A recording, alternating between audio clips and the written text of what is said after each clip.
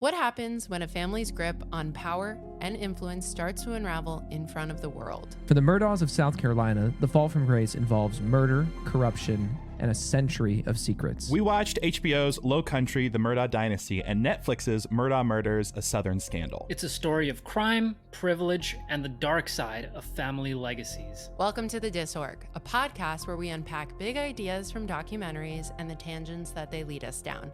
I'm Katie. I'm Christian. I'm Grant. And I'm Mo. What do the Murdaugh murders reveal about power in the justice system? How do corruption and influence shape their story? And how does a family with so much power lose everything? If you make it to the green room, let us know. And check out the description to know what we're watching next.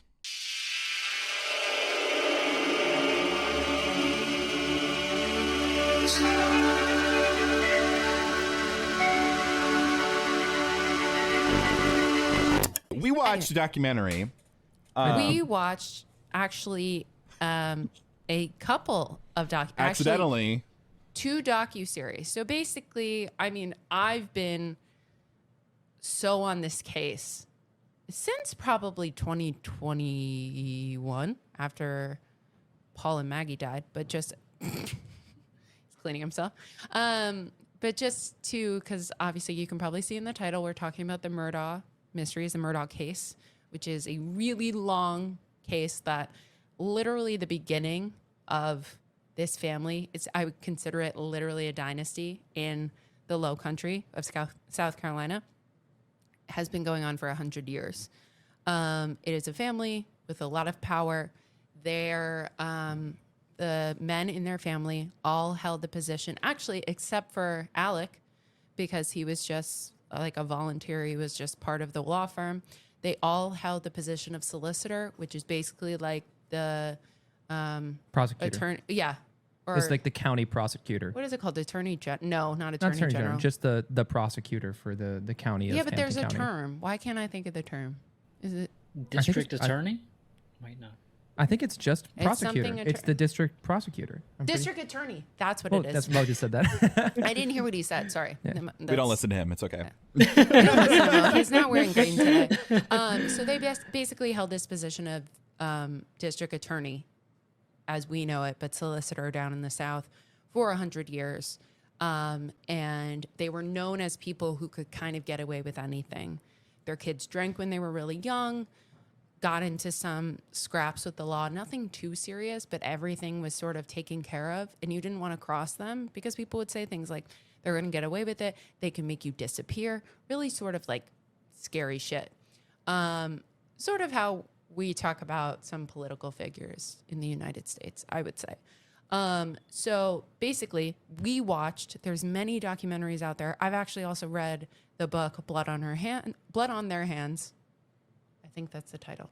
Blood on Their Hands by Mandy Matney, who is someone who's a podcaster who had been covering the case in the South from literally 2021 onwards, maybe even 2019. I think she actually started covering in 2019 when Mallory died. So I read that book. I've listened to a bunch of podcasts on it. But what we're talking about specifically today is the HBO series called Low Country, The Murdaugh Dynasty, which was released in November of 2022. Are they doing construction? They are, but you can't hear it, so it's all good. We have construction going on near us. And Netflix's Murdaugh Murders, A Southern Scandal. The first season was released in February 2023. And the second in September 2023, post-conviction of Alex Murdaugh for the murder of his wife and child. So to give Paul. Paul. So to give you a brief, if we can even call it brief, summary of this case, basically there is a series of tragic events that lead to the conviction of Alec Murdaugh for the homicide of his wife and child. And how we get there is really, really crazy. So when we start out in the real, like, biggest sort of like catalyst for everything, it's the boating incident. So Paul, the Murdaugh family, the current Murdaugh family was made up of Alec, who is the father, Maggie, the mother, their older son, Buster, and their younger son, Paul. Buster, as we learn in the Netflix series, is very much like the golden child. And Paul is the one that tends to get in trouble, didn't really feel the support from his parents, just tend to have more issues. He's not following in his dad's footsteps, so Buster was going to law school and everything. So he was sort of like the black sheep, the problem child. So basically, he and his 4 friends and his girlfriend, and his two other friends, Connor and Anthony, and their 2 girlfriends. The girls were all best friends, and Anthony and Paul were friends for a very long time. They all go on a boat. They're going to a party. They get too drunk. Paul insists he needs to drive because it's his boat. They take the boat back. They hit into a bridge, and one of them goes missing, Mallory. After a week, Mallory is found, and she is deceased. But in the meantime, the Murdaugh family, because of their connections in the Low Country and the law, they have connections to the police, and they are attempting to get Paul off and try to blame it on Connor. They're trying to just get out of it, which is a very common occurrence with this family. So we move on to 2021. Paul was actually facing charges for the DUI on the boat, and he was going to potentially face 25 years in jail. But again, when you see him in court, he kind of gets away with it. Like, they don't even lock him up. He doesn't even need to be escorted out in handcuffs. It's very clear that there's a difference for the Murdaughs and their consequences and the consequences of anybody else living in that area. So then in 2021, one day, it's June 7th, 2021, Paul, the son, and Maggie are both found dead at their Moselle property, which is another property. It has 1,000 acres. It has dog kennels. And the tragedy triggered investigations into the Murdaugh family's affairs. So basically, they were getting away with the boat incident, and there hasn't been an extensive investigation into it to this day in 2024. But then these people end up murdered. Basically, the father, Alec Murdaugh, is like, it's because Paul, and he's been receiving threats because of the boat incident, blah, blah, blah. Somebody's out to get us. But he is acting a little bit weird. So they're like, okay, we're going to keep investigating into this. In 2021, the same year, in September, Alec Murdaugh calls the police, and he's apparently been shot on the side of a highway.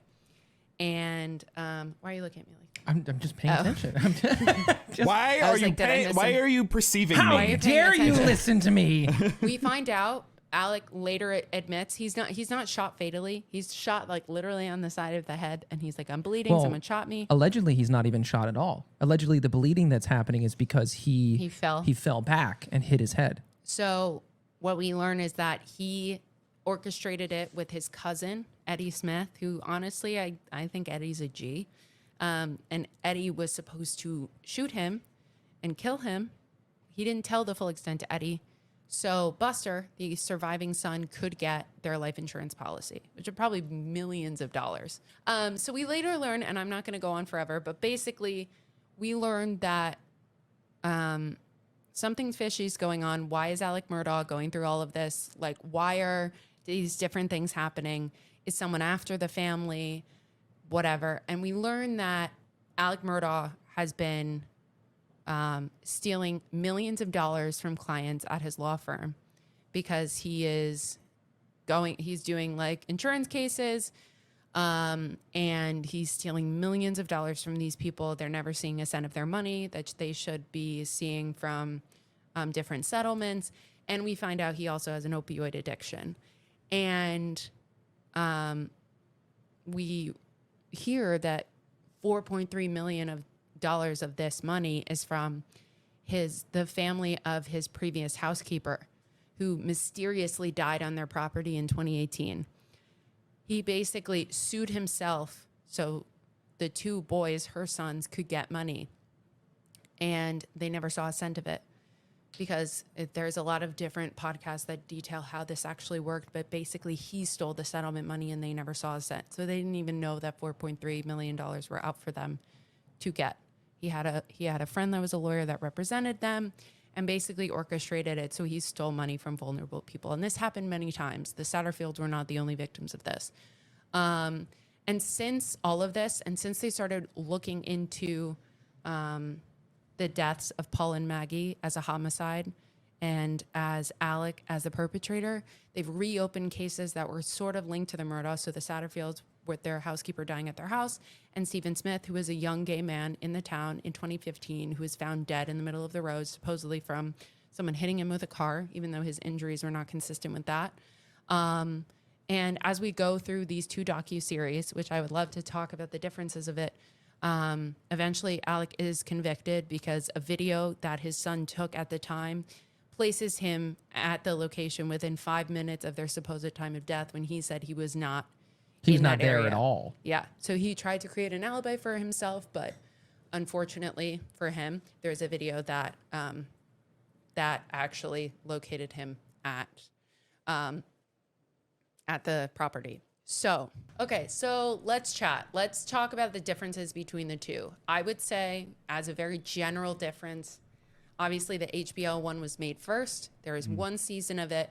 It is way less personal. You do get interviews with Anthony, who is Paul's, one of his closest friends, whose girlfriend, Mallory Beach, was killed in the boat crash. You do get some interviews with people. And in the Netflix one, you get interviews with Paul's girlfriend, a lot of the family members that were affected by the boat crash. So the parents of the kids who were there, but also Mallory Beach's parents.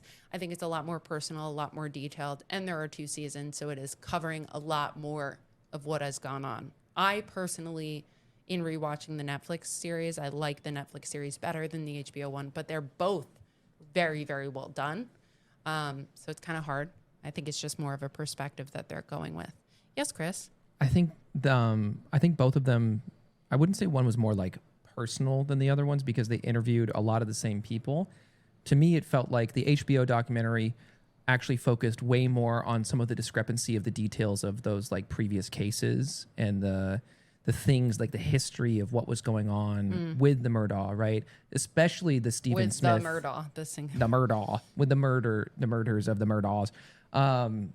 I think with the Stephen Smith case in particular, they really focused on like Stephen and then the events leading up to it.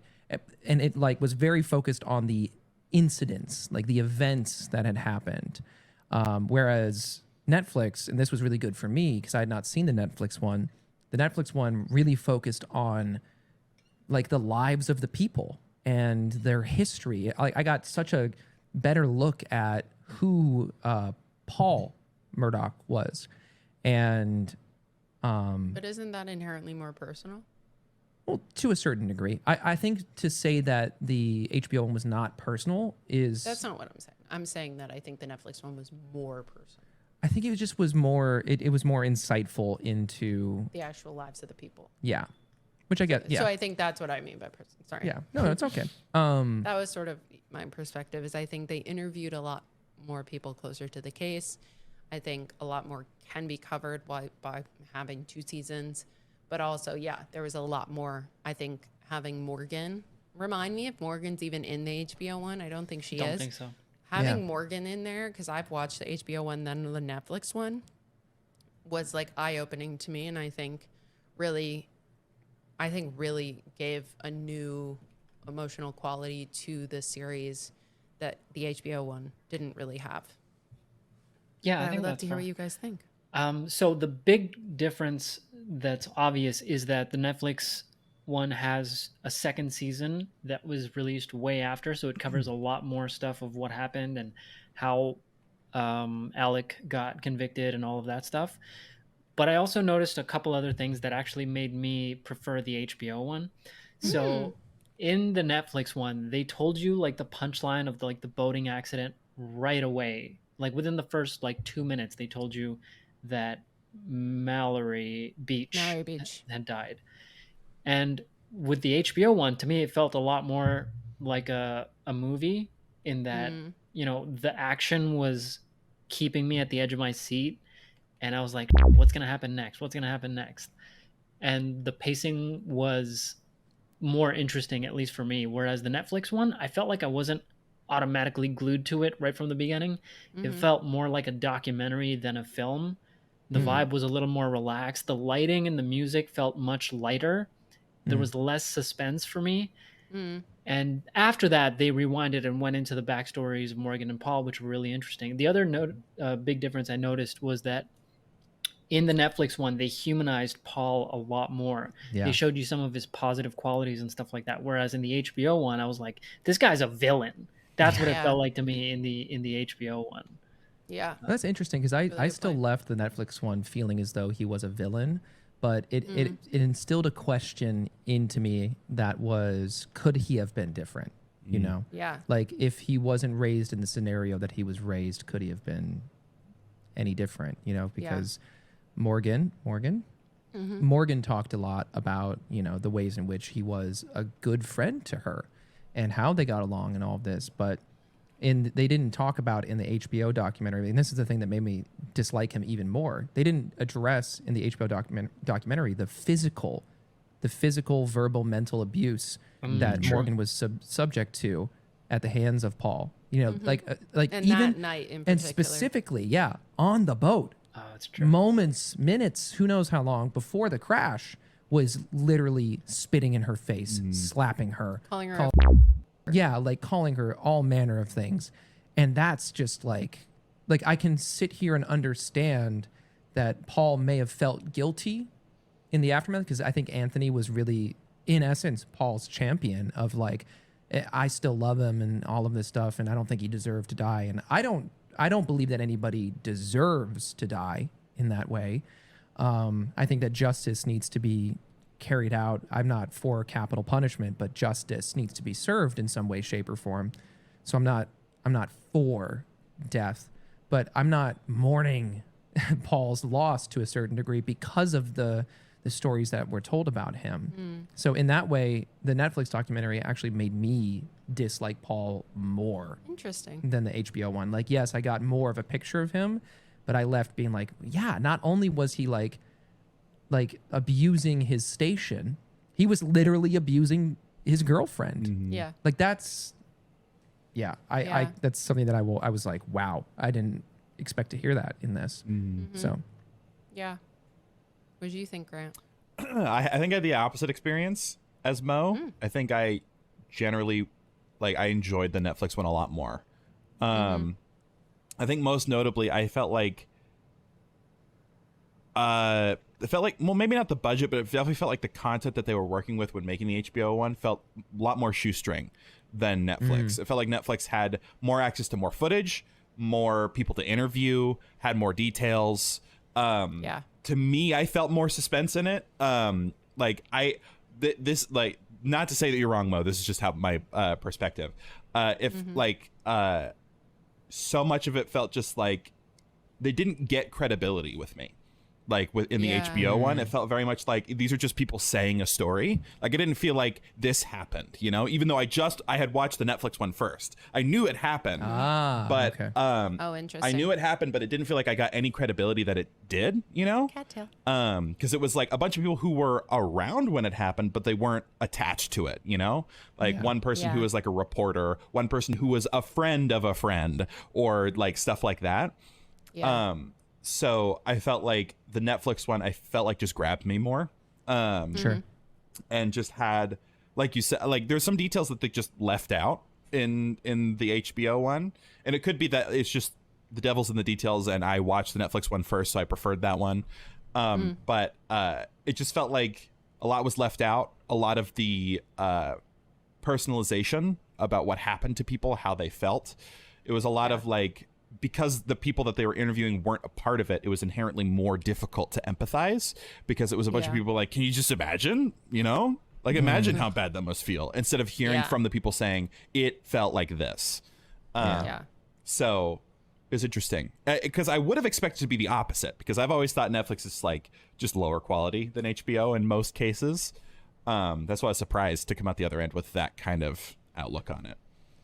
I will say I think they knock it out the park with a lot of the docuseries and documentaries. I think I've watched a lot of true crime on there, and I think a lot of times they're really bringing stellar quality. I think there's a tendency for them to get better TV shows, but worse movies. There's sort of like this trope that like if your movie's released to Netflix soon after it's released, it's probably not a good movie. It probably didn't do well. It's like the new direct to DVD. Yeah, well, HBO I think gets more of the quality movies. I think sometimes they also do get quality documentaries, but I've been very impressed with a lot of the docu-series that I've watched on Netflix. Yeah, I agree. And Hulu as well.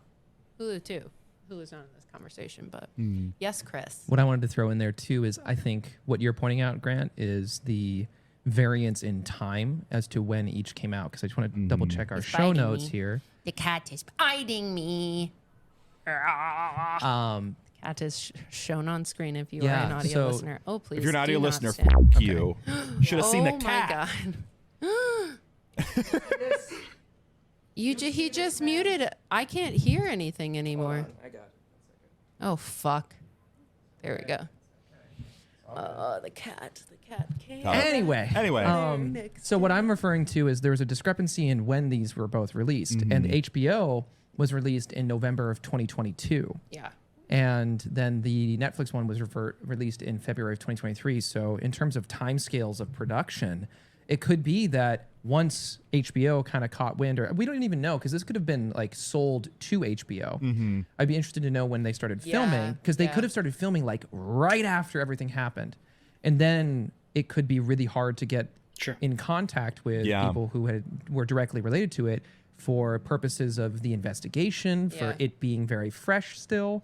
And then for Netflix, it's a little more further removed, which means that not only are the victims of all of these things happened, they're further removed, but there's just more detail available because more things have happened. Totally. Yeah. So I also wonder if certain editing decisions were made after the HBO one came out where they were like, okay, HBO told the story in this way. I wonder if we don't want to do it the same way or there's some sort of reaction, right? That's a good point. I almost wonder if would like... say, Oh, sorry. Continue, Katie. I was just going to say, in Chris's point before he started saying it is, I think you also have obviously the luxury of time, which he said, but the willingness to participate you kind of touched on. I think it is a really true thing that like in a lot of these cases, so many streaming services or news outlets come to people and are like, I want to hear your story. I want to hear your story. I want to hear your comment. And depending on that person, either they're like super willing to talk to everybody, not willing to talk to anybody at all, maybe take time to open up. And what I do think is this case, I mean, I don't want to speculate, though I think sometimes I am the queen of speculation, is that maybe HBO came to them and they were like, I'm not ready. Yeah, that's what I was going to say. And in the same right, we didn't hear from Stephen Smith's family at all in the Netflix documentary because they could have been like, I've said enough. Like I already did one documentary. I did the interviews. We printed this article. Yeah.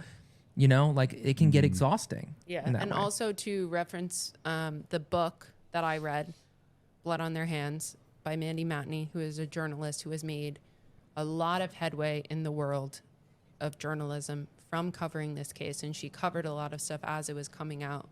She has been really in close contact with Stephen Smith's family. So there probably is also like you said, we did HBO, but also we've talked to Mandy at length. We're mentioned in the book. We want to have our privacy, but there's only so much. That mom was literally on her feet every single day trying to get someone to listen to her.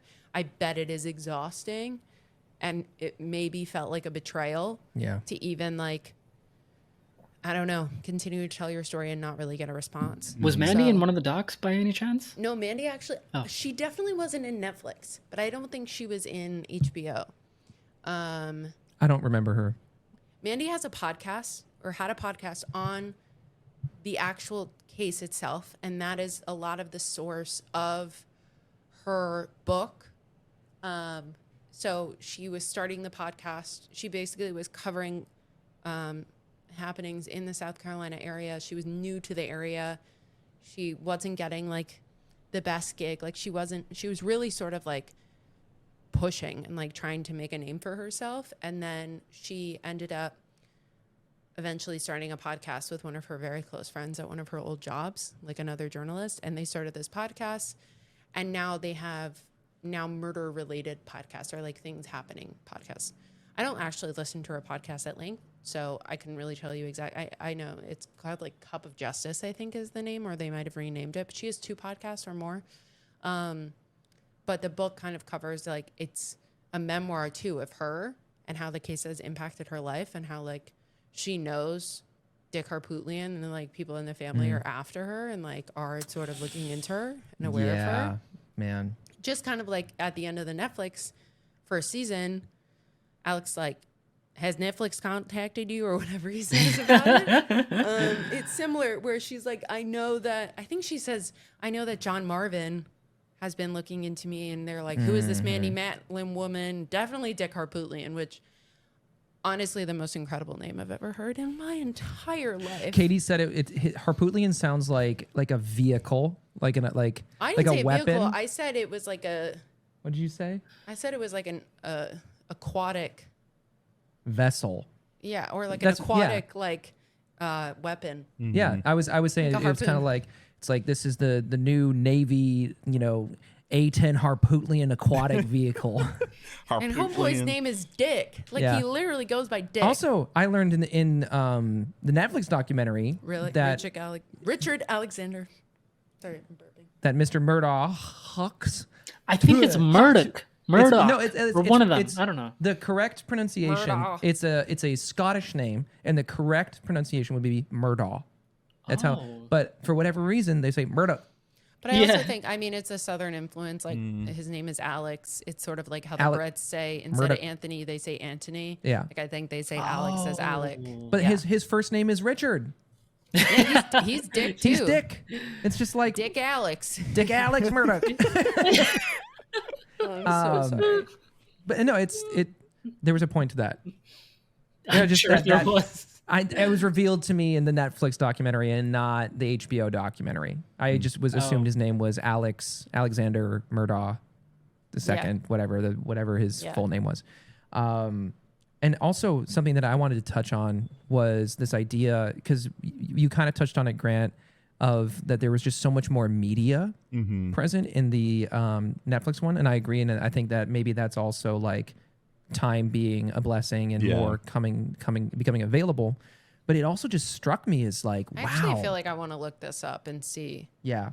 It just struck Sorry, me as I'm like on my phone, team. there's so much that this case, so much of this case depended upon social media, new technologies, having phones in pockets. And one of the lawyers even said that it was super important, and it basically won them the case that all of them were prolific users of their phones because they didn't touch on this. I was actually, once Katie informed me of this case back when, and I watched the HBO documentary, I became obsessed, and I was like, I want to know more because it was right about to come to trial. So I was watching like the Law and Order Network on YouTube. I was watching It's Law and Crime. Law and Crime, thank you.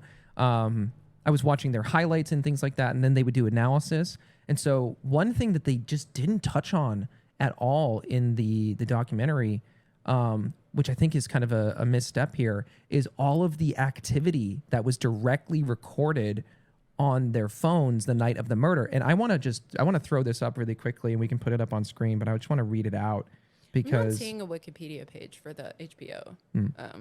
Yeah, I couldn't find one either. but the time scales and the exact data is kind of crazy Right. when you think about it. So the crucial day, so this is on the day of the murders. Campfire is the production company of the HBO one. Okay. Campfire. So I'm just going to read through Sorry. a timeline quickly. The night of the murders, 8:15, Maggie arrives at Moselle property, and they know this through the data on PM, their right? phones. 8:15 p.m. Maggie arrives at the Moselle property. 8:17 p.m. Maggie's phone unplugged and took 38 steps, aka probably unplugging from the car and walking into the house. 8:17 to 8:33 p.m. The Murdaughs eat dinner, and this is confirmed by the stomach contents and the level of digestion. 8:31 and 47 seconds p.m. This is actually a crucial detail. There was a group text received by both Maggie and Alex Murdaugh about visiting Alex's dad because his dad had recently been moved into hospice, Assisted living. and assisted living. Maggie read it within 20 minutes of receiving it, and it was actually the last that she ever read, and you'll see that as we continue forward. But Alex didn't read it until the next day. And this is odd because Alex said that after he woke up from a nap, why wouldn't he check his phone? Mm-hmm. And he was actively using his phone as well after his supposed nap. Why wouldn't he read this message about his father who's gravely ill? That just seems odd. And dies 3 to 4 days later. Exactly. So that happens. That text is received at 8:31:47 seconds p.m. And then 8:30 to 8:33 p.m., 43 steps were taken by Maggie, which is likely her going to her car or the ATV from the house to head to the kennels. And it's very possible that Alex left his phone at the house at that point for his alibi. And then at 8:32 p.m., there was an incoming call from Robert Boyle, who was rejected by Paul because they were probably en route to the kennels. 8:33 p.m., Paul's phone moves toward the dog kennels. And then 8:40 p.m., and this is the critical period of time here, 8:40 p.m., there's an outgoing call from Paul to his buddy Rogan, and it was answered by Rogan, and that lasted for 4 minutes and 14 seconds. They talked probably about his dog, who Paul was watching. Cash. Cash was the name of the dog. And he had something wrong with his tail. Something was up with his tail, and so he was watching over. A happy tail, probably. Yeah, Rogan's dog, Cash. 8:44 and 34 seconds p.m., Paul's last outgoing call ever. It was the FaceTime call with Rogan that lagged. It lasted only 11 seconds. So 8:44 and 45 seconds, that laggy FaceTime ends. And this is the last time Rogan ever heard from Paul. 8:44 and 49 seconds, the camera on Paul's phone was turned on to be utilized by an application, most likely the camera app, just to take a video. But he's taking a video because Rogan was like, just take a video and send it to me. So he takes that video at 8:44, 49 seconds. 8:45 and 47 seconds, the camera is turned off after completing a 58-second video of the dog, which is the infamous video. 8:49 and 1 second. So this is 2 minutes, essentially, a minute and some change after he takes that video. Paul's phone locks forever. It only had 2% battery left, and it lasted for another 1.5 hours before the battery just fully died. 8:49 and 20 seconds. So 19 seconds later, Maggie's display comes on, and she reads that group text message that I referred to earlier. 8:49 and 26 seconds, Maggie's phone is fully unlocked, and she reads another text in a group chat from Lynn. 8:49 and 31 seconds. 5 seconds later, Maggie's phone locks forever. It's never opened again, at least on that day. 8:49 and 35 seconds, Paul receives a text that goes unread and unanswered. 8:53 and 8 seconds, Maggie's display comes on, but it is not unlocked, aka it was moved or is picked up. It didn't have a pickup from her. 8:53 and 12 seconds, Paul's phone shows orientation change as it's being moved around. So over the course of about 10 seconds is when that happened. 8:49:26 to 8:49:35. Wow. Essentially. Mm-hmm. Their phones just stop any meaningful activity until they start to get moved again. And that's happened several minutes later. So they didn't really touch on that. And then there's all this other information from OnStar, and his driving habits. Like, this is what's so crazy is that they were able to compare his phone activity. After he supposedly woke up from his nap, he took 283 steps over the course of several minutes. He was obviously rushing around. So he maybe got back to the house and picked up his phone and started moving around a lot. The OnStar data from What's OnStar? OnStar is a service in America for cars where it can basically GPS locate your car. And if you press OnStar, you can connect with somebody and they'll send out emergency services if you need it. It'll get you a tow truck. I think there are certain times it can detect a collision So if there's like a collision detection, it will automatically, and if it's like high speed enough, they'll automatically send emergency services A and lot of things cars like that. had OnStar buttons too. Yep. My family's car had an OnStar button, but through Kinda that like data, AAA a little bit, like they're kind of related. but it's like directly integrated to the car because they could see the OnStar data that showed when he was driving to his mom's place, he was going 80 miles an hour where he normally, based on previous data, would only drive like 40 miles an hour. So he was going double the speed of what he would normally do to go to his mom's place. And it's just all of this data was so integral. And the Snapchat video of him with the willow and the video of Cash, it's just all of these things that were so integral to the case. And then on top of that, the story that Netflix is putting out, I just think that it's wild to see it all captured in such a way that it feels really eerie. It's just eerie because you're like watching it through the eyes of the people who were affected by this. Yeah. Well, the thing that got the conviction was obviously a lot of the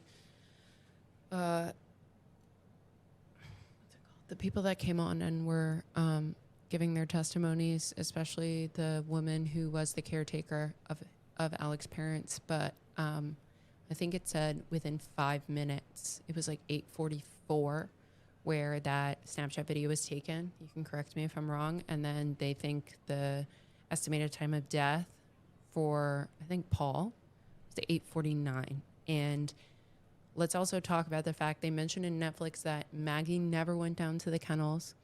And remember, it's an 1,000-acre property. And just to be clear, she went to the kennels that night. She doesn't usually go down to the. It's abnormal behavior for her to be at the kennels. Not that she was never there. Right. It's just abnormal that she would be there. So why was she there? Yeah. And it's an 1,000-acre property, and you need to be on a four-wheeler or a car to be able to move around that property fast and faster. So to walk and to be able, so I think him being at the kennels and saying, "Come here, Bubba," which is what he does when he's talking about their dog. He says that to the dog at like 8:44, which is captured on the Snapchat. And then the supposed time of death of Paul and Maggie is around 8:49. So like 5 minutes later. Yeah. So for him to actually leave the kennels, which I think were further down, I forget exactly the map, but the kennels are a ways away from the actual entrance. Because if you guys remember Moselle, that property, it has a private entrance that you drive through. It's basically like the private entrance, and you drive through it, and it's a long path. But the entire property itself is 1,000 acres. So to actually have him be able to leave comfortably within 5 minutes is virtually impossible. So I mean, like that is what that convicts means him. that means, and it's also like, I'll touch on this in a little bit too. But it's also like logically speaking, how does that make any sense? If you're there at 8:44 and all of the evidence would suggest that within the next 10 minutes, your wife and child are going to be murdered in this way. They're going to be gunned down. And you just happened to get in the car and go back home and not communicate with them at all. I mean, this is not even like addressing the fact that he lied. Yeah. That he Well, I mean, fully lied you about being wouldn't there.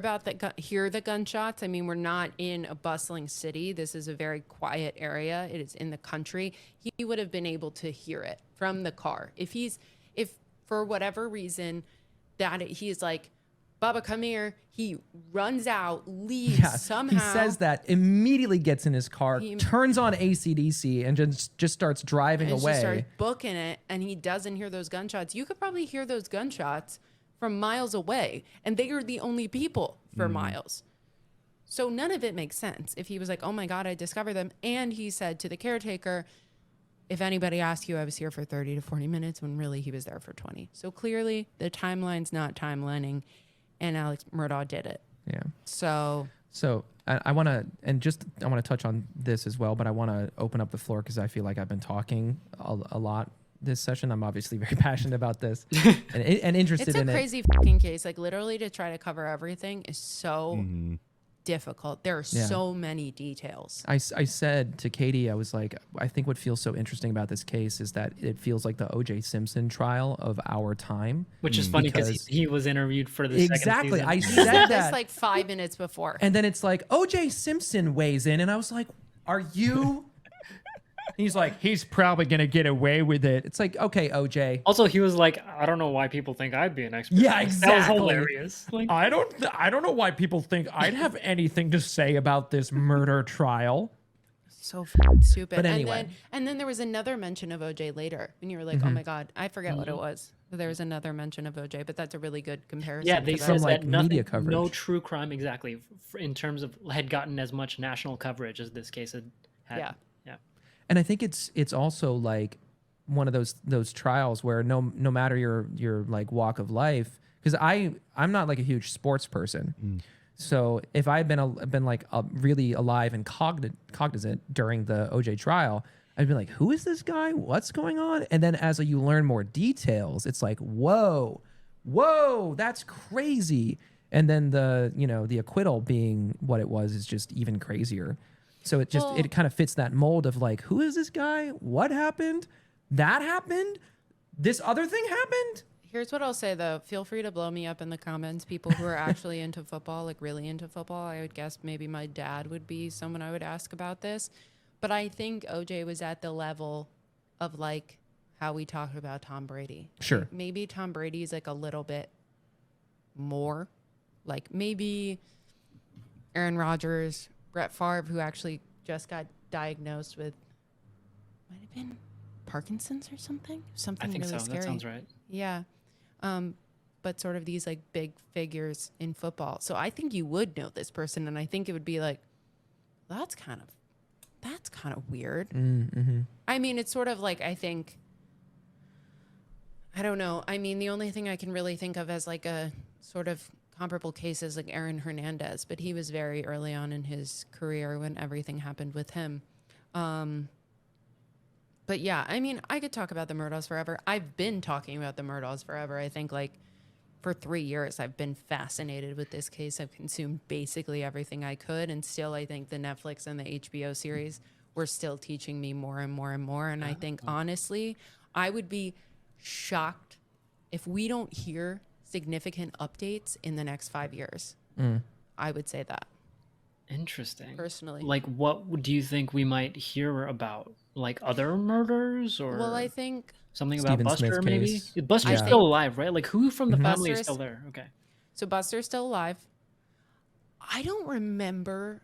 Alex's brother is still alive. John Marvin's still alive. Okay. I think his other Alex is still Alex alive. is- Alex is he's still he's in alive. prison, but he's still alive. Buster was kicked out of law school way before a lot of this happened.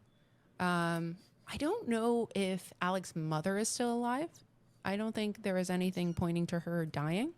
So she's probably still alive. Cool. There's a lot of the family member, but of the immediate family, it's really only Alex and Buster. Maybe we'll get a spinoff, which is a Yeah, weird thing to say exactly. about true crime. Here's the thing. I think what we will see, I feel like, Chris, you might have to fact check me on this. I think recently, in the last 6 months, Alec Murdaugh was trying to appeal. Oh yeah, he was. He was trying to appeal because apparently the deputy who was in the courtroom was like saying to jurors she was like tampering with Oh, jurors. they're alleging juror tampering. Yeah, and saying like, oh, you better convict this guy, or I don't remember exactly what they said. I literally feel like I need to have sheets of information whenever I talk because I'm just like queen of speculation right now. But I think there was a deputy in there who was talking to the jury, supposedly. So Alec was trying to get another trial. But I would say nothing has been as big as this trial. I think maybe we're looking at like Gabby Petito. That's something that has been a little bit open and shut. Gabby Petito, if you guys know that case. You don't know the Gabby Petito case? So TLDR, Gabby Petito was this young woman who was on a road trip with her boyfriend. She was trying to be a content creator. She got stopped by the police at some point. Oh, yes. There was, she was crying. Basically, she denied that she was getting abused by the boyfriend because clearly they had a fight. She was like, we had a fight. I was acting crazy, blah, blah, blah. Like, she kind of blamed it on herself. Suddenly, her phone stops responding to her family. Eventually, the phone starts responding to her family, but it doesn't sound like her. And then, basically, she is found dead. And then Brian Laundrie, her boyfriend, is on the run. Basically, people are supposing that he killed her. And then eventually he's with his parents, and then he ends up committing suicide. But his parents are like, we're trying to help him get away. Yes, Chris. So Alex Murdaugh appealed the conviction, or basically wanted a mistrial, alleged jury tampering from the county clerk who was in the documentary. That has been denied by the judge. And I don't know when that happened. Let's see. It was pretty recent. Yeah. He might have done another bid with a different court of appeals, essentially. But at least his first one was denied as a result. Yeah. I mean, I think we'll probably see they are looking into the Stephen Smith case. I know that it's getting traction slowly. I think also Gloria Satterfield. I don't think, again, I might need a fact check on this, that he has actually been tried for his financial crimes.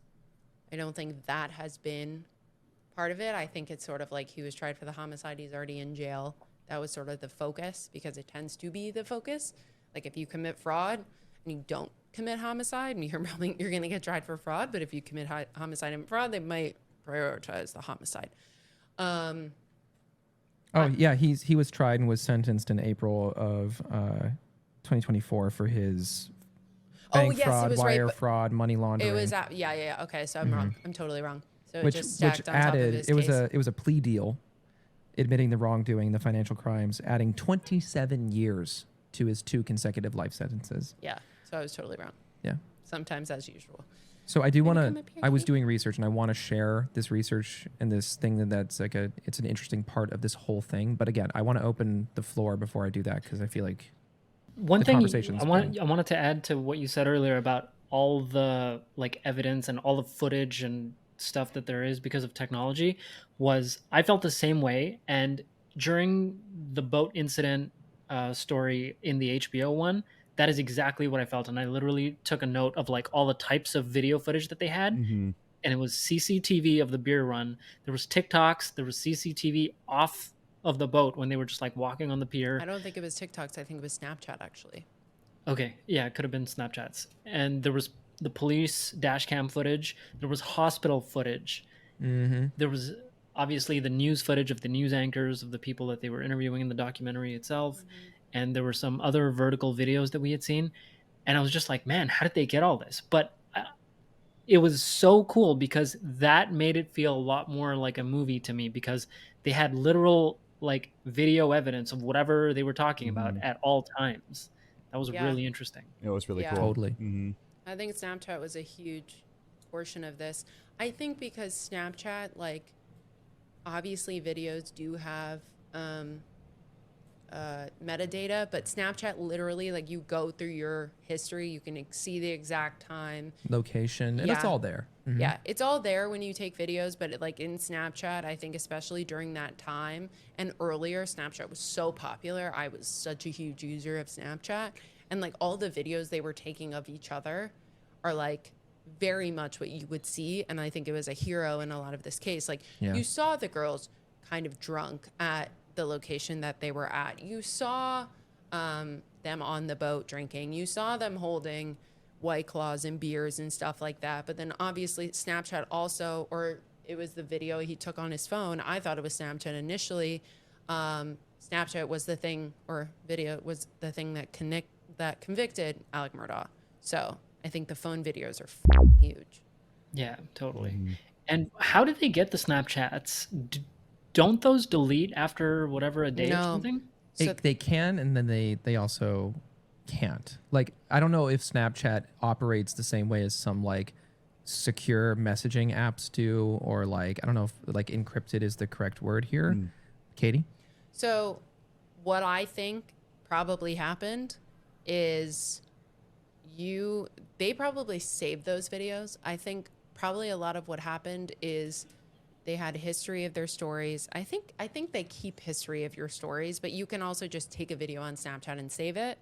But also when I was trying to delete my Snapchat, but I knew I had a lot of videos and photos in there, you can download like a big file. like download of your all of data? your data. Got it. So I'm guessing what they actually did is they probably filmed those videos and saved them. I don't know if they posted all of them. But I think you can pretty much, when you put something on the internet, you can find anything. And that's what I mean. Where like I don't know if Snapchat is truly gone forever in their like deletion. So it's very possible that the prosecution could have subpoenaed Snapchat for all of that It wouldn't surprise data.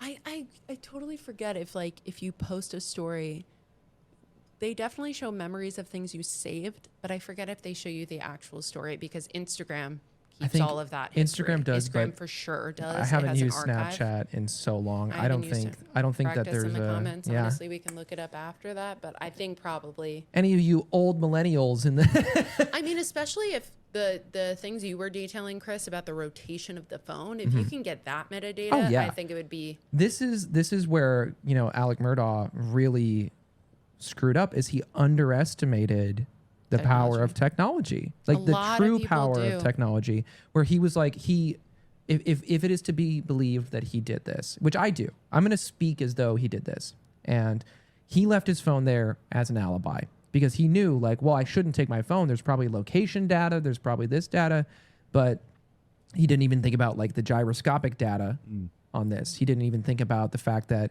it might register footsteps on Maggie's phone as he picked it up, because it did. It registered more footsteps after she died. Yeah. So, but like, this is a big thing of, it all begs the question of like, well, if it was a killer, if it was organized and there were people there, and it wasn't Alec, why were they picking up the phones?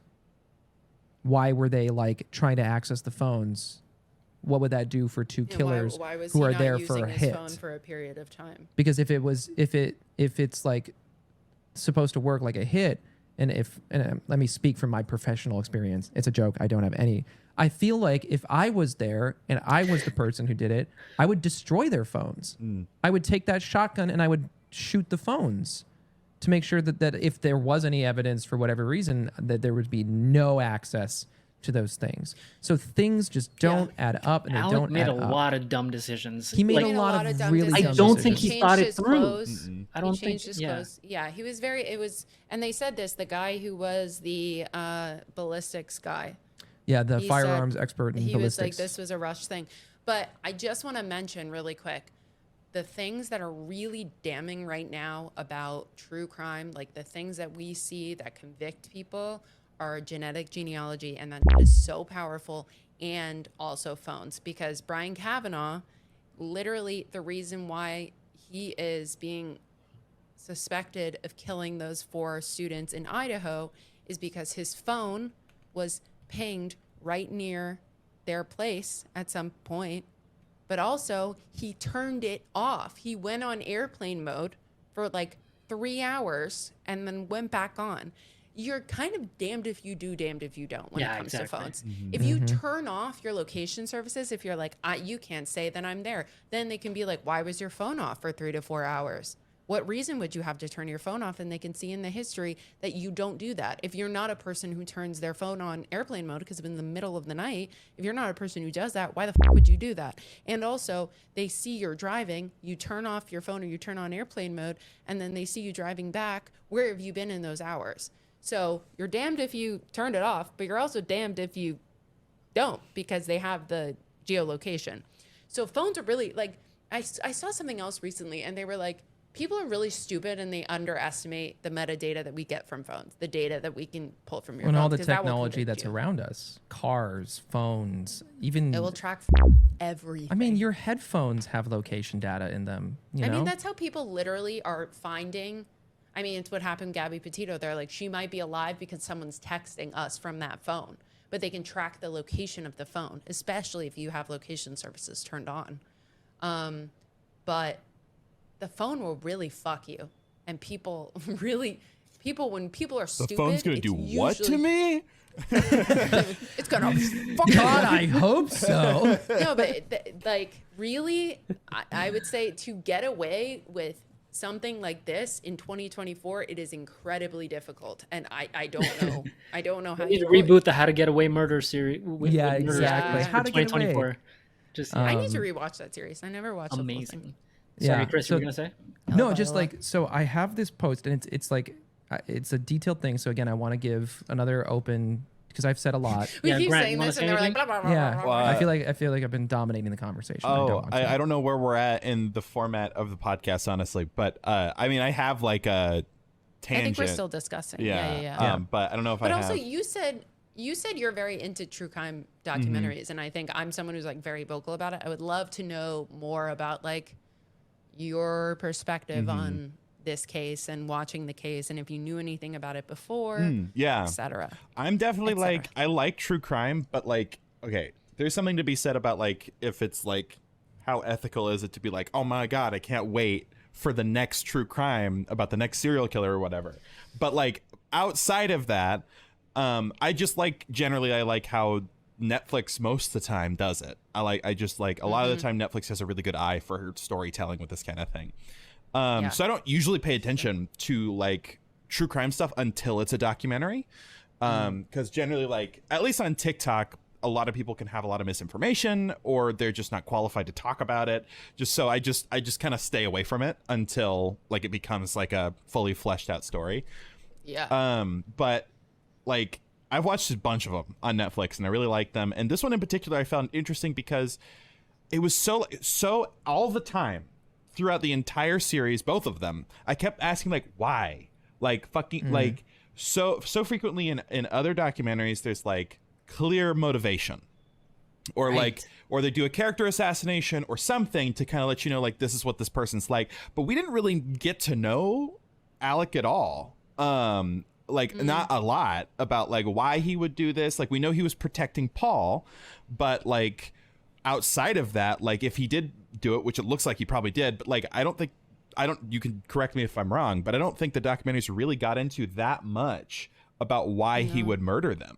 Like there's like I want to ask you something after you're done. oh yeah, sure. Like obviously like with like the housemaid, like she allegedly saw some drugs, so there's some motivation there to want to kill her.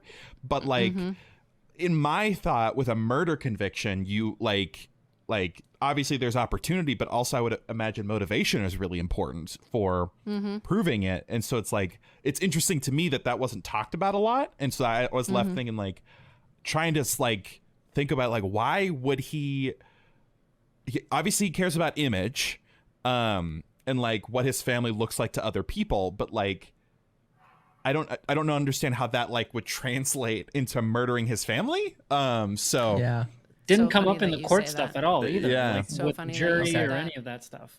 I have want- one question yeah, go for real it. quick, Yes. because you said he was trying to protect Paul. What do you mean? What did he do to protect Paul? Oh, like so you know, like when the boat thing happened and they brought people to like the hospital and stuff, like they tried trying to interfere. Yeah, they tried to interfere and try to pin it on somebody else and try to say that Paul wasn't driving the Yeah, boat. on Connor. Yeah, like that kind of thing. So there's that, like trying to protect the image of the family, trying to make sure like, yeah, he was a part of it, but he wasn't like, he didn't do it. So like, we're fine. So that's kind of what I meant there. So Gotcha. they mentioned in the Netflix one that Maggie had done a couple of things. She hired a forensic accountant to figure out like why bills were going unpaid. Oh, okay. And she was also like planning a divorce. He was And looking into right. divorce Okay, yeah, lawyers. yeah. To me, I assumed from that, even though they never explicitly said it at any point after this, was that Alex wanted to make sure that nobody found out about all of the money that he had stolen. And I think Paul was just, he had to get Paul because otherwise Paul would have killed him, Right. honestly. Yeah. If he had killed Maggie without the other stuff. It definitely felt sloppy, and that motivation would have killed- makes sense. Paul would have killed Paul him. would have killed Alex, I think. Like, would have at least, if Alex killed Maggie and Paul was First. right there, Oh. yeah. Yeah.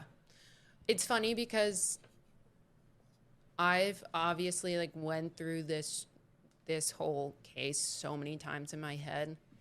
And I think during the trial, there is still part of me, before they said the phone thing about taking that video in that 5-minute window of time, I'm like, I have reasonable doubt. Yeah, me too. That he could have done it. And I will say my tangent is kind of related to what you were saying, Grant, because, and I wanted to ask you guys about this too, but Chris and I had a very involved conversation last night when we were rewatching the Netflix thing. At least I was rewatching, Chris was watching, where it was like, in my head, I know, I'm pretty confident that he did it. I'm pretty confident that he did do it.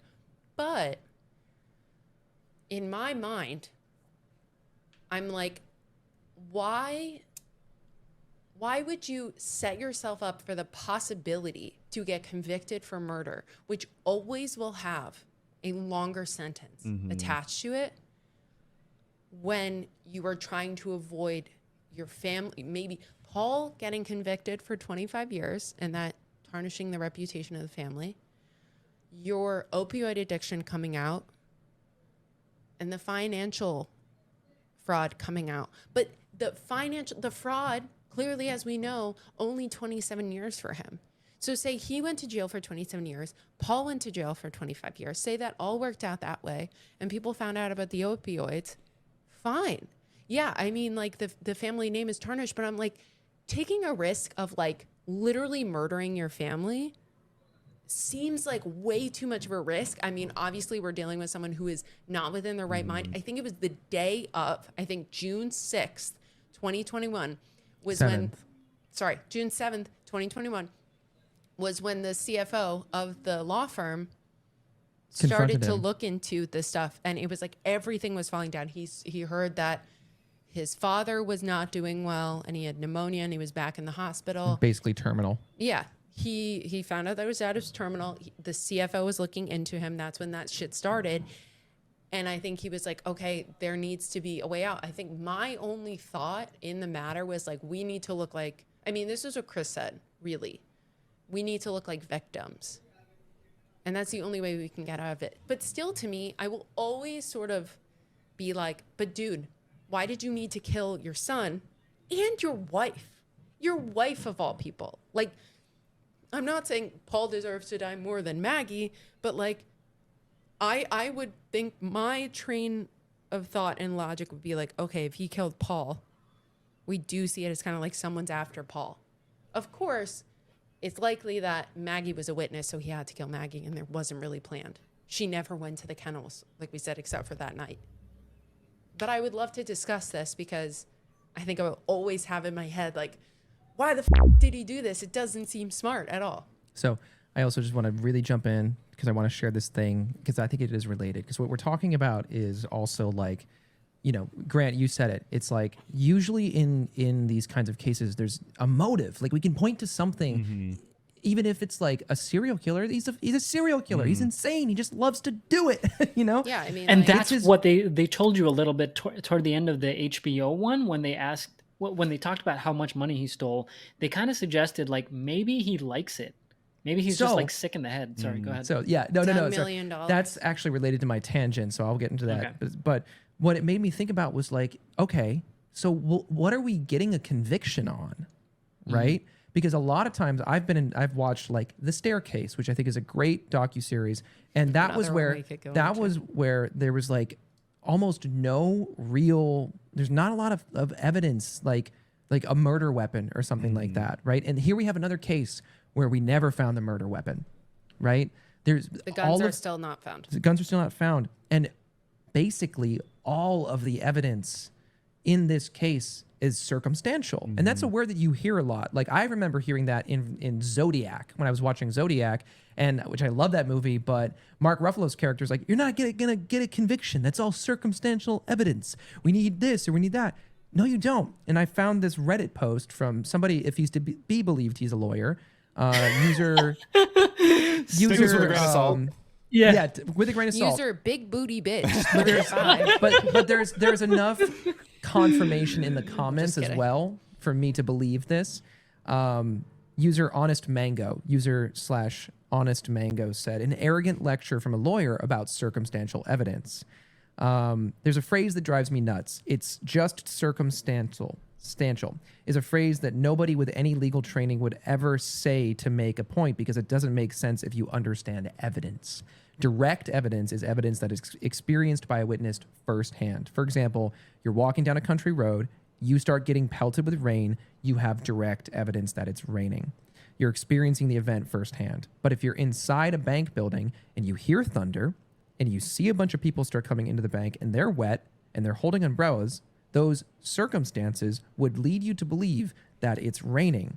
You have circumstantial evidence that it's raining. It's not definite, of course.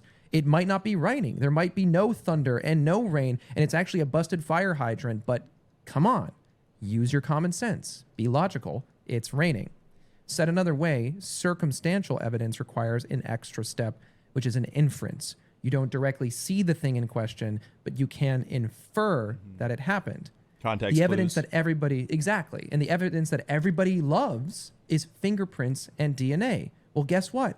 If your DNA and fingerprints are at a crime scene, that is circumstantial evidence. Your DNA at a crime scene, it just means that at some point your body was almost certainly there. It doesn't prove that you did the murder. Maybe there are great reasons for your DNA to be there, like it's your house.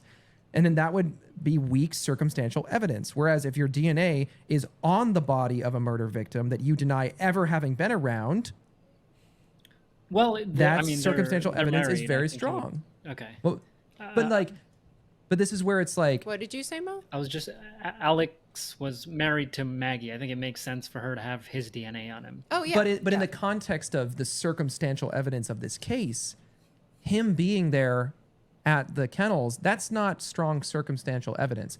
Him being there at the kennels after lying about it, Yeah. that is strong circumstantial evidence. And it was an interesting line that he said when he got caught lying. He said this was actually a fire bar. He said, "What a tangled web we weave." Oh, I I don't know I why he forgot pulled about that that. out, but that was hilarious. I'm going to bring that When up in I my heard that tangent. in told the a lie, I had trial- to keep lying. I was like, damn. Yeah. He's like So- pulling some He said that in the Shakespeare trial, shit I when was he's like, about to get "Motherf- like go to jail. for the rest To of his close life. out user Honest Mango, my point is this. Not all murders have a witness or a camera, and in fact, the vast majority of all evidence in all criminal trials is circumstantial. There is no qualitative difference between direct evidence and circumstantial evidence. They're the same thing. They're just names for evidence. So that was something that I heard in the discourse about this. It's like, oh, it's all circumstantial. It's all circumstantial. There's no fingerprints. There's no footprints. There's no this. It's like, yeah. And isn't that odd? Isn't it odd that there are no murder weapons? There were no like other tire tracks leading away from the property. There were no other footprints leading away from the property, right? And he lied. He said that he was having a nap. And he doesn't have any bloody clothes. And, 'Cause he and there's, changed. you know what I mean? And he can't find the clothes he was wearing that night. And he was driving really fast to go see all of these pieces of information are true. They're factual. They're real. They're circumstantial. And it proves it. That's the thing is I would believe potentially that there was another killer if all of this evidence didn't just point directly at him. There's too much. It's overwhelming the amount of evidence that it was him. And the fact that he lied about it and then couldn't give a good enough reason about why he lied about it. Yeah. It wasn't Oh, what a tangled web we weave. it wasn't I'll be completely honest here now. I was really struggling. I was afraid of all of these other things and these whatever. And so but like even that doesn't make sense in the context of everything that had happened. You know, it just doesn't make sense.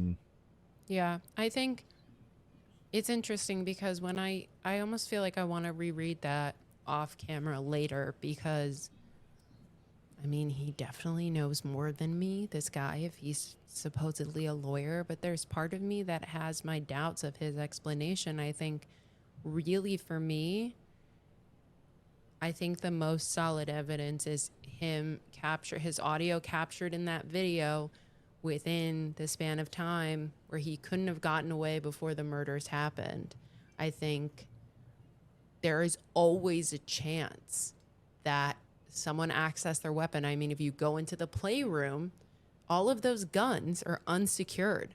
They are not locked in anything. It literally looked like they were in a glass box with no front to it. So you could just grab a gun at any one time. So someone could have broken in their house and gotten the gun. I'm not saying they did, but if I'm trying to prove it beyond a reasonable doubt, maybe it's beyond like any doubt at all, this could happen. Someone else could have done this. Someone could have snuck on the property. Someone could have taken their weapons and used it on them to make it look like them, whatever. But I think him having the video footage with his audio in the background, and we have a time where that happened, that to me proves that he was there and there was no way he couldn't have been there. Yeah, because So if he also, heard it, that's a different thing. Maybe I heard the gunshots, but I didn't do it.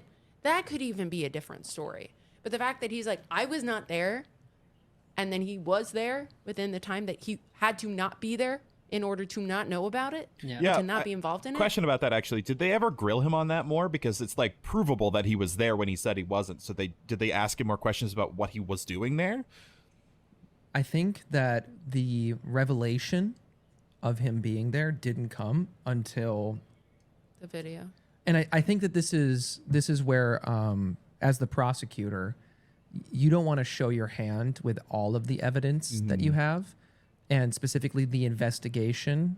You know, there was something about the fact, like his phone, like Paul's phone, was like inaccessible for quite some time, and they were trying a bunch of different things to try to get it open, and that evidence might have come after he was arrested. Someone tried his birthday at some point, and it someone worked. tried his birthday and just opened up. Yeah.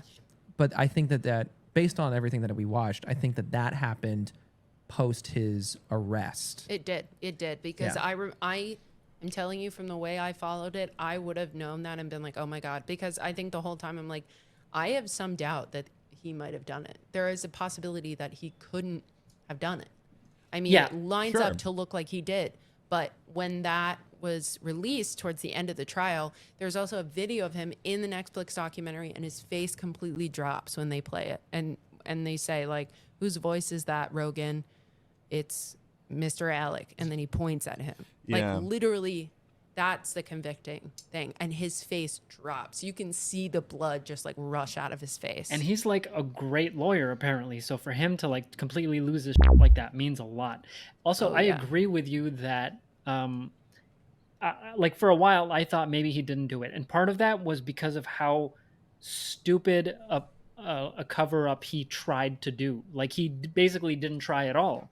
Like if you guys remember around the boating incident and even around like the Stephen Smith incident and stuff like that, Alec and the rest of the Murdaughs were always great at covering stuff up. They would go there, find the evidence, move it. They don't call the cops. They call their lawyer or, you know, one of their family members who's like an expert lawyer and stuff like that. Yeah. Alex, They after tow the killing trucks them, themselves. yeah, exactly. Literally. Instead of doing any of that stuff and applying the playbook that they've been using for years, Oh Alex my called the God. cops.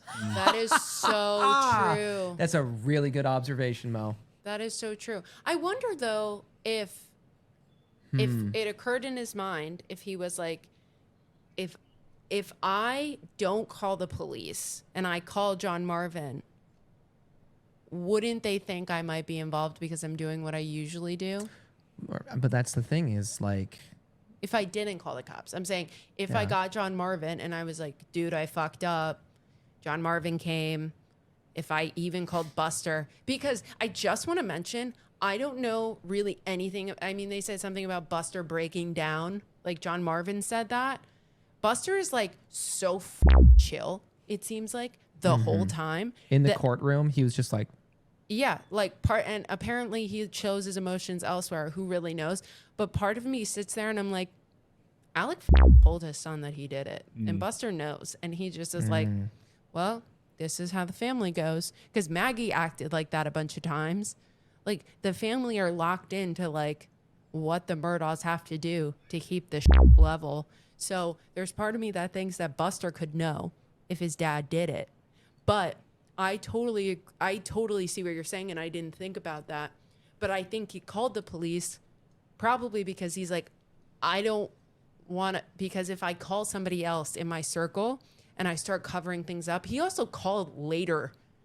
Like, if he just found them when he got home, I think he called a little bit later.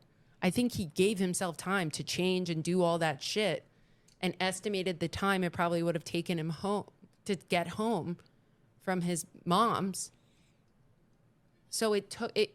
He didn't call immediately. He had that time.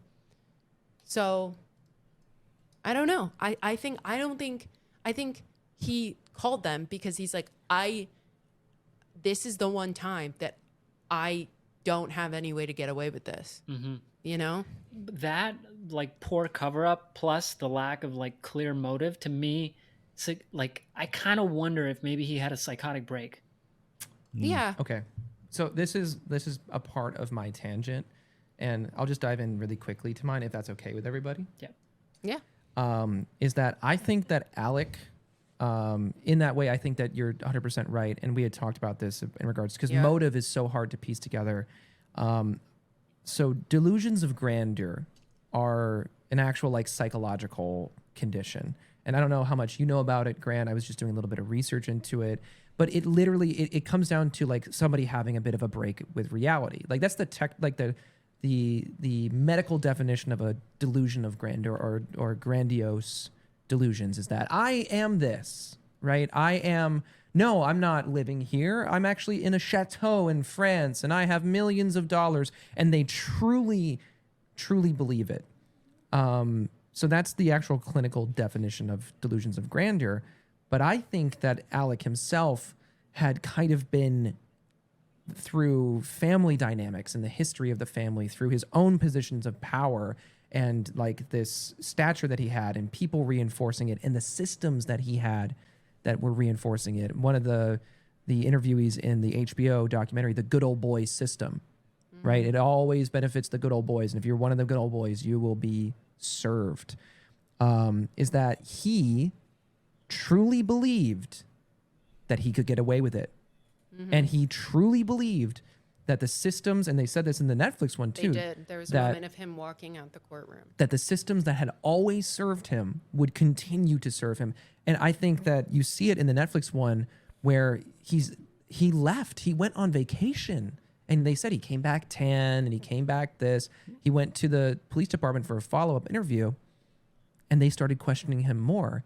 And I think on his face, you can see, like, utter shock that they are even involving him any further. He came in expecting it to be like, case closed. Case You closed. have someone after I got you. the dirt off my shoulder. Yeah. They're looking elsewhere. They're probably stumped.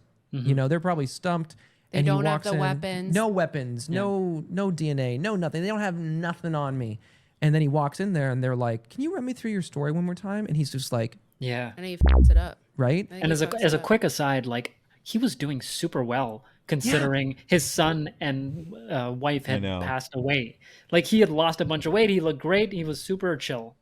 I think he lost a lot of the weight. I think the weight loss was probably from the deaths to the trial, because that seems like when he lost a bunch of weight. I think that's anxiety weight.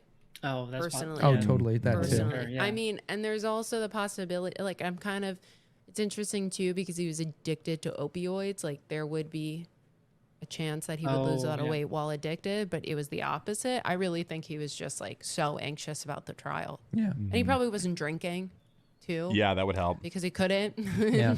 But I think that he really truly thought that he could concoct something. And I think that it's like you're mixing a psychotic break of some kind, because that's a lot of stress to be on somebody, right? You're being confronted about your financial crimes.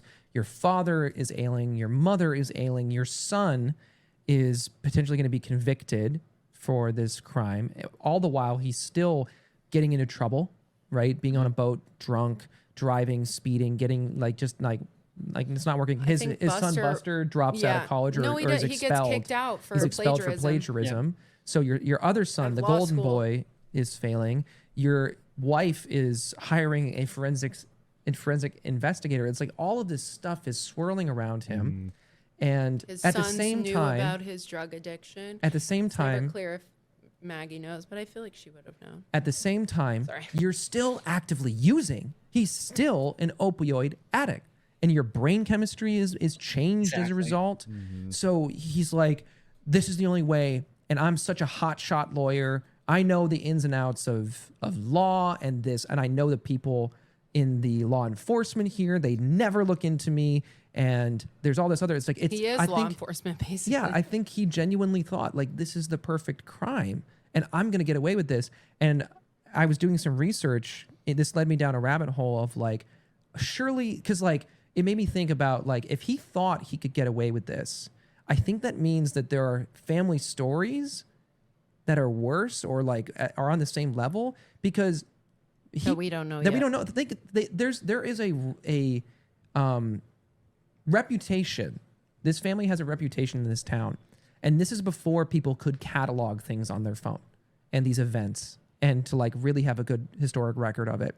So what happened in their family that enabled them? So I started doing some research because I'm like, this feels like this can't be like an uncommon thing in America, right? This kind of guy who's like, I'm a big fish in a little pond and I abuse it and I think I have more power than I actually do. Donald Trump. Yeah, I think that we have a lot of people in this country who Donald Trump.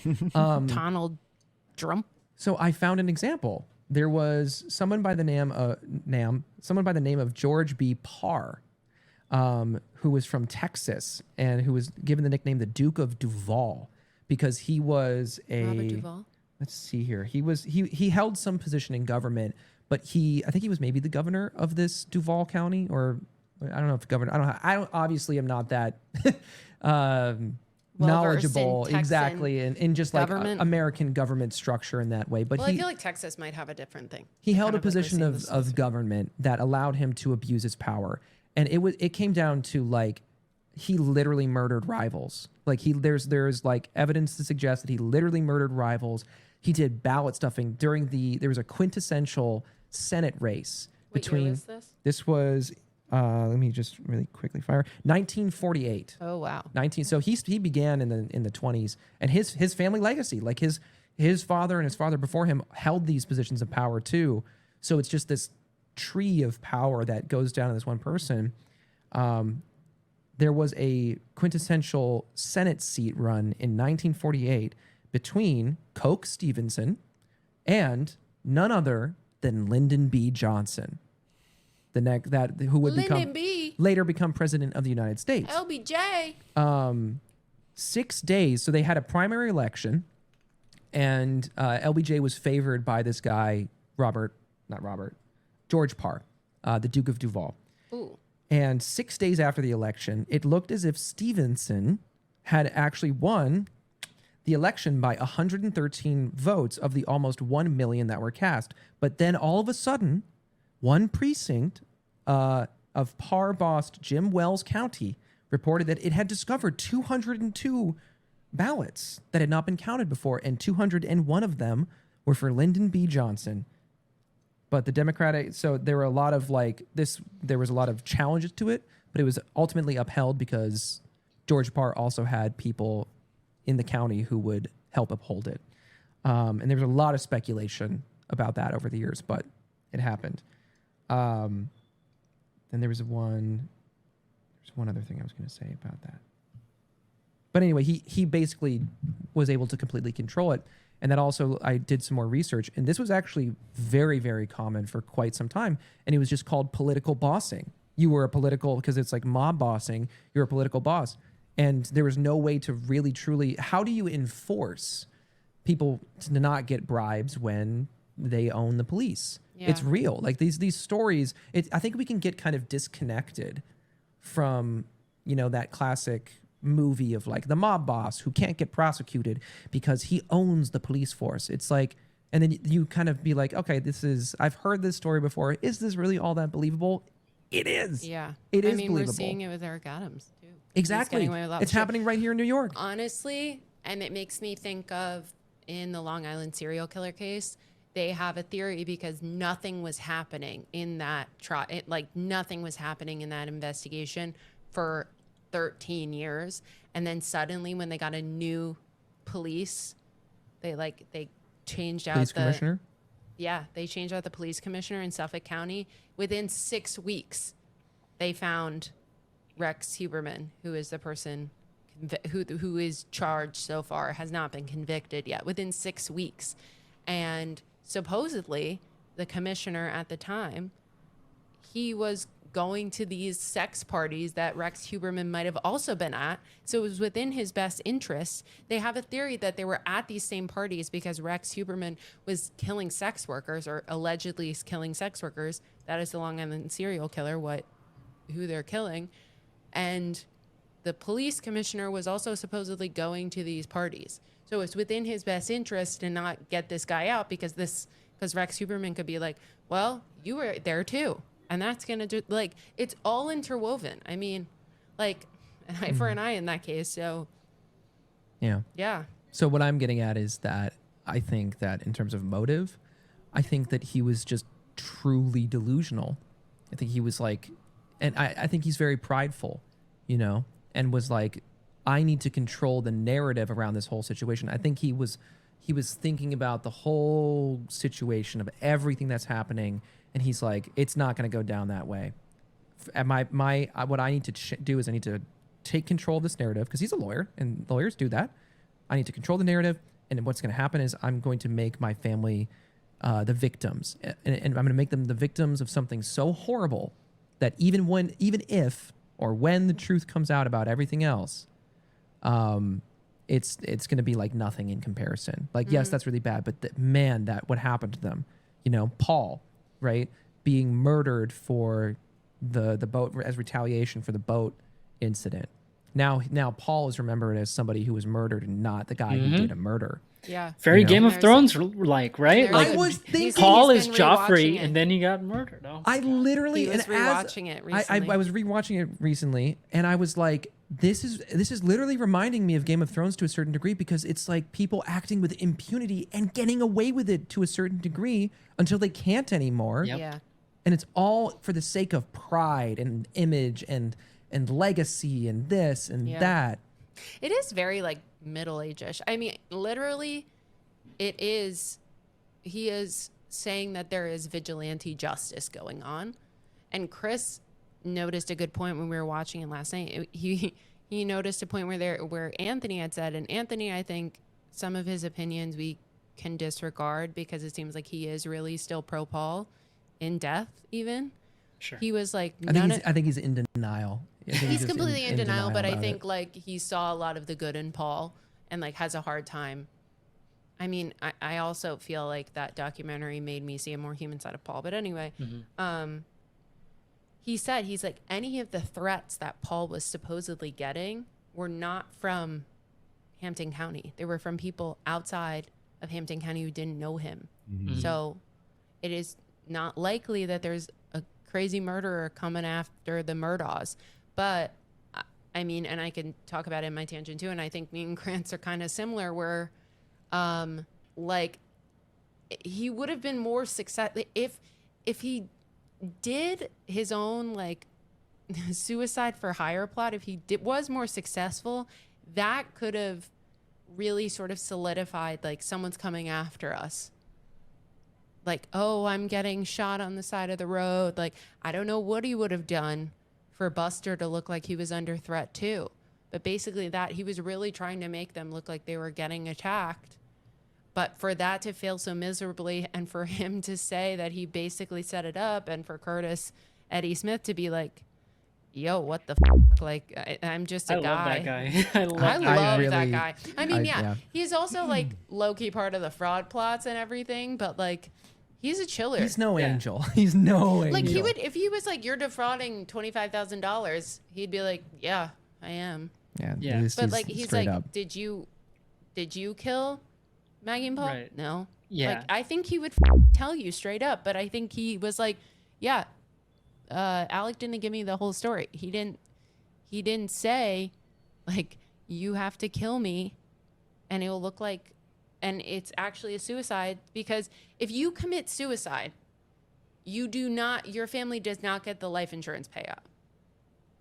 If you kill yourself, you do not get the life insurance payout. Oh, which is okay. really That's why. So Okay. he was like, yeah, it's suicide because it's assisted suicide, but it needs to look like I didn't kill myself, because he wants Buster to get that money. But then in turn, it also makes it look like someone's after the family. So it takes the heat off of him. But It do you gives guys believe credibility that to he it. did try to kill himself? That is what he wanted? Yeah. Oh, You yeah. think so? Yeah. I fully believe it. Why do you 'Cause think? then- Okay. So, Well, think about it. He would not get convicted for the murder. Mhm. He would. And why does he care if he's dead? It's just for the family legacy. Why does he care if he's dead? I mean, also, I think. No, he no, I thought mean, that- that's a question to what you just said. Like, I can answer. why I would he think care about that? What you just said, Katie, if he's going to be dead. his like, conviction yeah. and everything like that. But that's Oh, he that's the wouldn't. He point. wouldn't. I Because it's part of his pride. It's him being like, I am the only option. And I think he was desperate, prideful, delusional, all these things. He's like, I need to die. And so he had this plan in his place where it was like, I think it began with Paul and Maggie being just like, I need to, one, turn them into martyrs so that, we are looked at as victims. And then when the heat started to kind of get pushed onto him, he's like, the only option left is to give further credence to this idea that we are killed by vigilantes. We're victims. And then what that does is it solidifies that we're victims, and it means that I'm never convicted and called a killer of my family. So I go down as just like a loving father who was like a good lawyer, who maybe the financial crimes would come out, but nobody Yeah, could ever but, speak. like, Nobody could $10 ever say anything. million murder of 3 of these people by But he's vigilantes. delusional. No, He's- but that's, it's, the attention is going to be turned away from that. I think he did think that by murdering those 2, And then on top of the that, only way I can his justify it, his that they son would turn gets a away. seed of money of however much. He had like a big life insurance policy. So in Yeah. his mind, he's like, win, win, win, win, win. And- he's and winning the case. He's escaping. Exactly. He's escaping conviction. He is leaving his son with a nest egg, which was probably more money than the 10 million that he defrauded. So think about it this way. If the money, I think you are no longer responsible for that. I was looking up something recently. If I don't sign on to like Chris's medical bills, and for whatever reason Chris dies, I'm not responsible for that debt. It might be similar in the case of Buster would not be responsible for the money his father defrauded. Maybe Yeah, it I would don't come out of the estate. So maybe it would have to be that life insurance policy. Don't come after me. I don't fucking know this. I can look it up later. And maybe I shouldn't speak out of my ass. But I mean, Buster could be like, I had no idea that my dad stole $10 million, because he probably didn't. So his dad's dead. He gets the money from the life insurance policy. The $10 million is completely overshadowed by the fact that Alec was killed by some vigilante, and his whole family was killed too. So now he doesn't have to deal with the finances. He doesn't need to deal with people widely finding out about his drug addiction, probably getting disbarred, everything. Master move. Well, What happened? Actually, see, this is the thing too. I just thought about is like, it's from a county where you have to think about the culture of South Carolina and this community of like, well, don't speak ill of the dead. Don't speak ill of the dead, right? Because and this is why I think people were kind of like testy about making comments about Paul.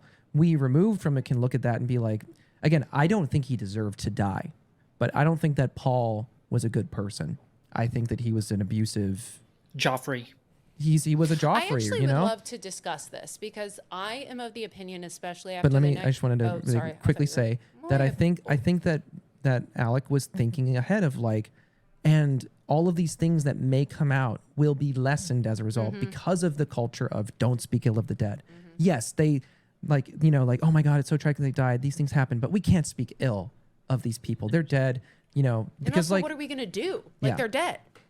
He can't get convicted. We can try to get the money back for these people, but what could we even do? You know? That's my thought. You know what I was gonna say? Sorry to interrupt you. I'm done now. I thought you had been done, but Poof.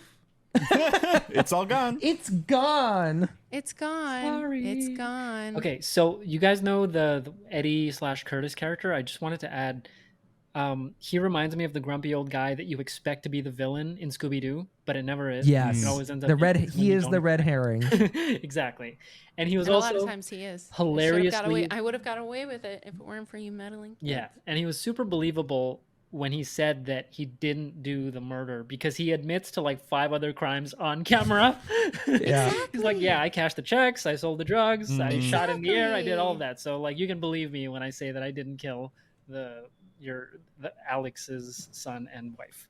And also, he says, he's like, if Alec told me to shoot him or if I shot him, he would have died. Yeah, I wouldn't have missed. Alec Yeah. fucking fell and like hit himself. All of that was sort of always murky to me. I'm like, did he like try to like graze him so it looked like there was an attempt on his life? Maybe he like backed out of actually wanting to be killed. All of that, because nobody like, I think people don't normally just want to die. So just to confirm, no one actually shot Alec in the head at all. He just fell, he hit his head, and then he called the Supposedly, cops? I don't think It's- we know. Yeah, I don't know because how Yeah, much it's, we don't it's know. think not anybody was there. expressly said in the documentary whether or not Okay. it was the fall or. But I think we can. My inference is that it was the fall. Right. I wanted to talk quickly about what you guys feel about Paul, because as a woman in the room, of course, I am not condoning anything Paul did in terms of abusing Morgan. I think she was incredibly brave to tell her story. I think she's so strong for coming and even talking about this. I don't even know how I would, if this was me, talking about this within 2 years of your ex-partner's death and 4 years of one of your best friends and this traumatic thing happening to you. I don't know how she did it. Yeah. But She made the Netflix I- one great, by the way. She Yeah, was part for of real. why She the did. Netflix one she was was Yeah. she was the standout in the Netflix. When I first watched it, it was a while ago. When I saw her come on screen, I was like, I think I audibly gasped. I think I was like, wow, they got her, and this is going to change everything. And I do think that's why I said in the beginning, I do think it was much more personal because she was there. Obviously, more people were attached, like the different family members of the people who were in the boat crash. But having her there is like night and day, even though I still think the HBO one was great. Anyway, I would love to. Here's my perspective on Paul. I don't think he's a good person in many ways. I think I have the feeling, other than like very, very severe serial killers, that nurture is a lot of the problem. Yeah, exactly. I think that in the very rare case that someone has just had the perfect life, wanted to kill people for no reason, in that rare of a case, I think that's the only time where I'm like, he is a bad person and nobody else has impacted him to make him do that. It is all his fault. I think Paul was given illusions of grandeur at a very young age. I think they got away with so much. I think when you have no consequences in your whole life, that can really affect your actions and the things you do. Decision-making, Yeah. But I also think, and they brought this up very briefly, I think he was an addict and they did not bring him to rehab. Oh, I was like, addict of what? Of alcohol. Yeah. He was Oh, he was an alcoholic because the way that they say he changed when he drank, his eyes basically went black. His hands were doing this weird thing. They called him Timmy because he was a different person. That's when he was really abusing Morgan. As far as I know, allegedly it was when he was drunk. I do think that there was something there could be some sort of latent psychological issue that alcohol, when he drank, it came out of him and it triggered some of these things. That's what I think. I think he was spoiled, but I think we have a lot of accounts of him in other ways being kind, being very generous to Normal. his girlfriend. Yeah. And I think I will never excuse abuse, but I do think a lot of the instances of abuse were after he was drinking and he became like night and day. He's still a spoiled brat. Like there's a lot of things that he shouldn't have done and got away with. But I do think the crux of the issue that they never dealt with, because it would have been a very bad look for him to go to rehab, was the drinking, because that's when a lot of the bad stuff happened. Obviously the boat accident, but hitting Morgan, calling her a all of these horrible things happened and he completely changed. And his friends were saying he was a different person. He was a totally different person. Sure, they got away with as the Murdaughs, but I do think the alcohol was another step beyond. And I think in so many ways, I think if he was given the proper attention from his family, I mean, Gloria Satterfield was someone who was basically like a mother to him. I think there was an opportunity for him to be a better person. But I think the alcohol combined with the family and their ego problems and their enormous amount of money and privilege and power, I think that really fucked him up. But I think there was such an opportunity for him to be a better person. And I don't think inherently he's a bad person. And that was my opinion. Honestly, especially after watching the Netflix one, because it's like, I don't look at him and I'm like, he's evil. I look at Alex and I'm like, he's probably evil. Mm-hmm. But I think we have to remember when the boat crash happened, he was 19 years old. And when he was killed, I think he was probably 21, 22, 23. He was in his early 20s. He was a young person. I'm not excusing any of the abuse. I want to say that a million times. But alcohol in this boy's brain did not mix well. I know of circumstances where people drink and they become different people. And they have latent psychological problems that are not dealt with. And when they're drinking, certain things come up and they have an issue with alcohol and it cannot be touched. And yet he's still dead. No one did anything about it. I think if they attacked his issue with alcohol, we would be talking about a different story. Yeah. We probably wouldn't even be talking about it. I mean, we've think discussed that's this in a lot of it. the Three Identical Twins episode, but obviously, like, nurture is a big part of it. And if he had grown up in a different family, and also we don't know about how abusive that household might be towards their kids. And we'll never find out because they're never going to talk about it because they have nothing to gain from doing so. But it is totally possible that behind closed doors that he was being abused by his father or other family members. I'm almost afraid to figure out like how they treated their dogs and stuff like that too. If like For real. Yeah. Oh, I know. Especially the whole thing with Gloria. I mean, like literally saying that. The whole thing with Gloria, I think that honestly could have been an accident. I have my own suspicions about it. That was the one where I was like, this, like him stealing the money from the settlement. Oh my God. Totally real. But the circumstances of it wasn't like there was something out of place with that, where it's like there were bruises that didn't line up or something. Like with Stephen Smith, I mean, his shoes weren't knocked off. He had injuries inconsistent with getting hit by a car. I do think that could have been an accident. It's very unfortunate that she died, but I think Paul loved that woman. Yeah. Loved her like his mother. And I think any sort of suspicion that he did something, I really have a hard time believing that. Unless, again, it had something to do with alcohol. But I think them blaming it on the dogs is really upsetting. You know? But Grant, in regards to Katie's question, how do you feel about Paul post these documentaries and everything we've discussed? I would love to hear from your psychological background.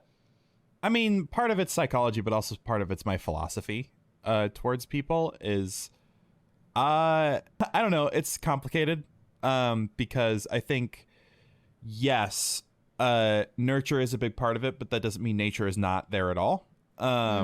So, like, not to say that people are born good and evil. I don't think that's really even real. But I think, I mean, some kids torture animals when they grow up.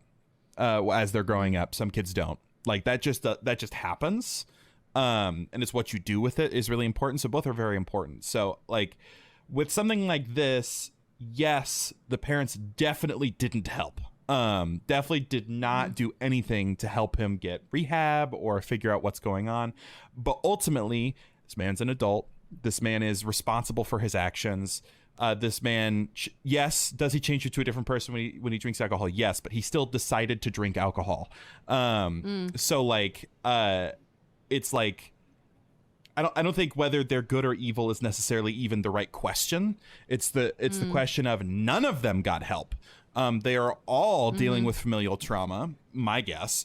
If it's a family business, if this has been the thing that they do for years, that they just generationally, this is just how they do things. Like, I think it's less about like, wow, they're terrible people. It's like, wow, they all have just compounding mental problems. Totally.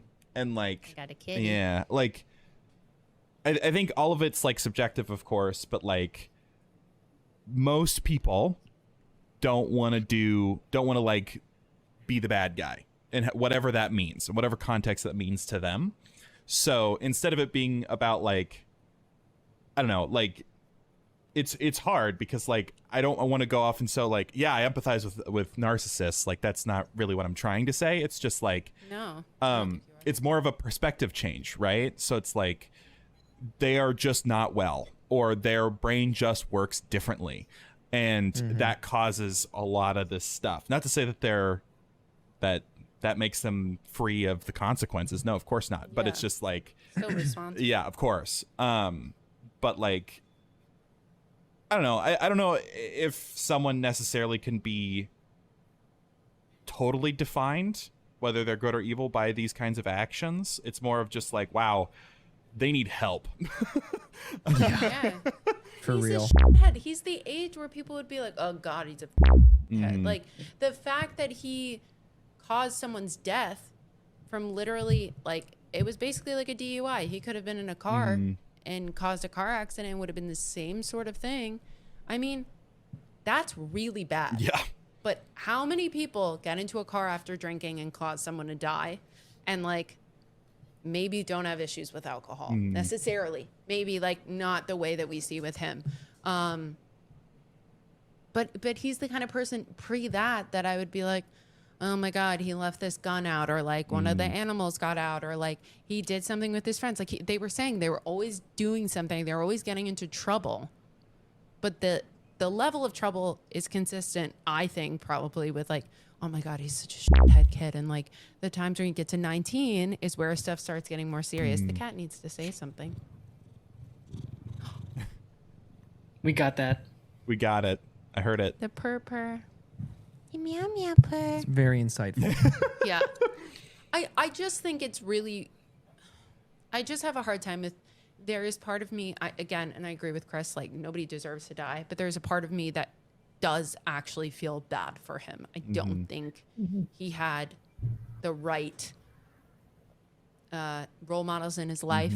I think a lot of times with money, the actual like care and devotion to your children and life lessons and morals can go down. Sure. But what is unique Depends. about Paul in that regard for you, like compared to other people in similar situations who you might not empathize with?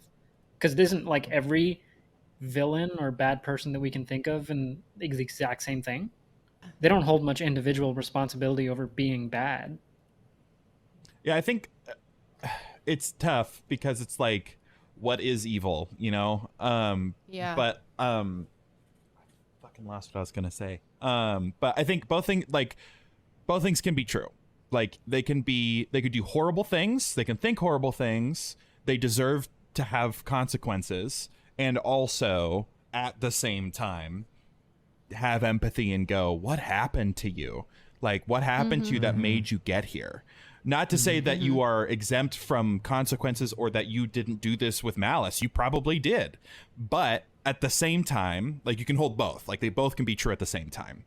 I think that's probably what you're struggling with, Katie, is like, it's like, well, I mean, is this all his fault? Like, or like, is he evil? Is he not evil? It's like, well, what if it's like in between, you know? Like, what if he is, but also it's really sad that he got there, you know?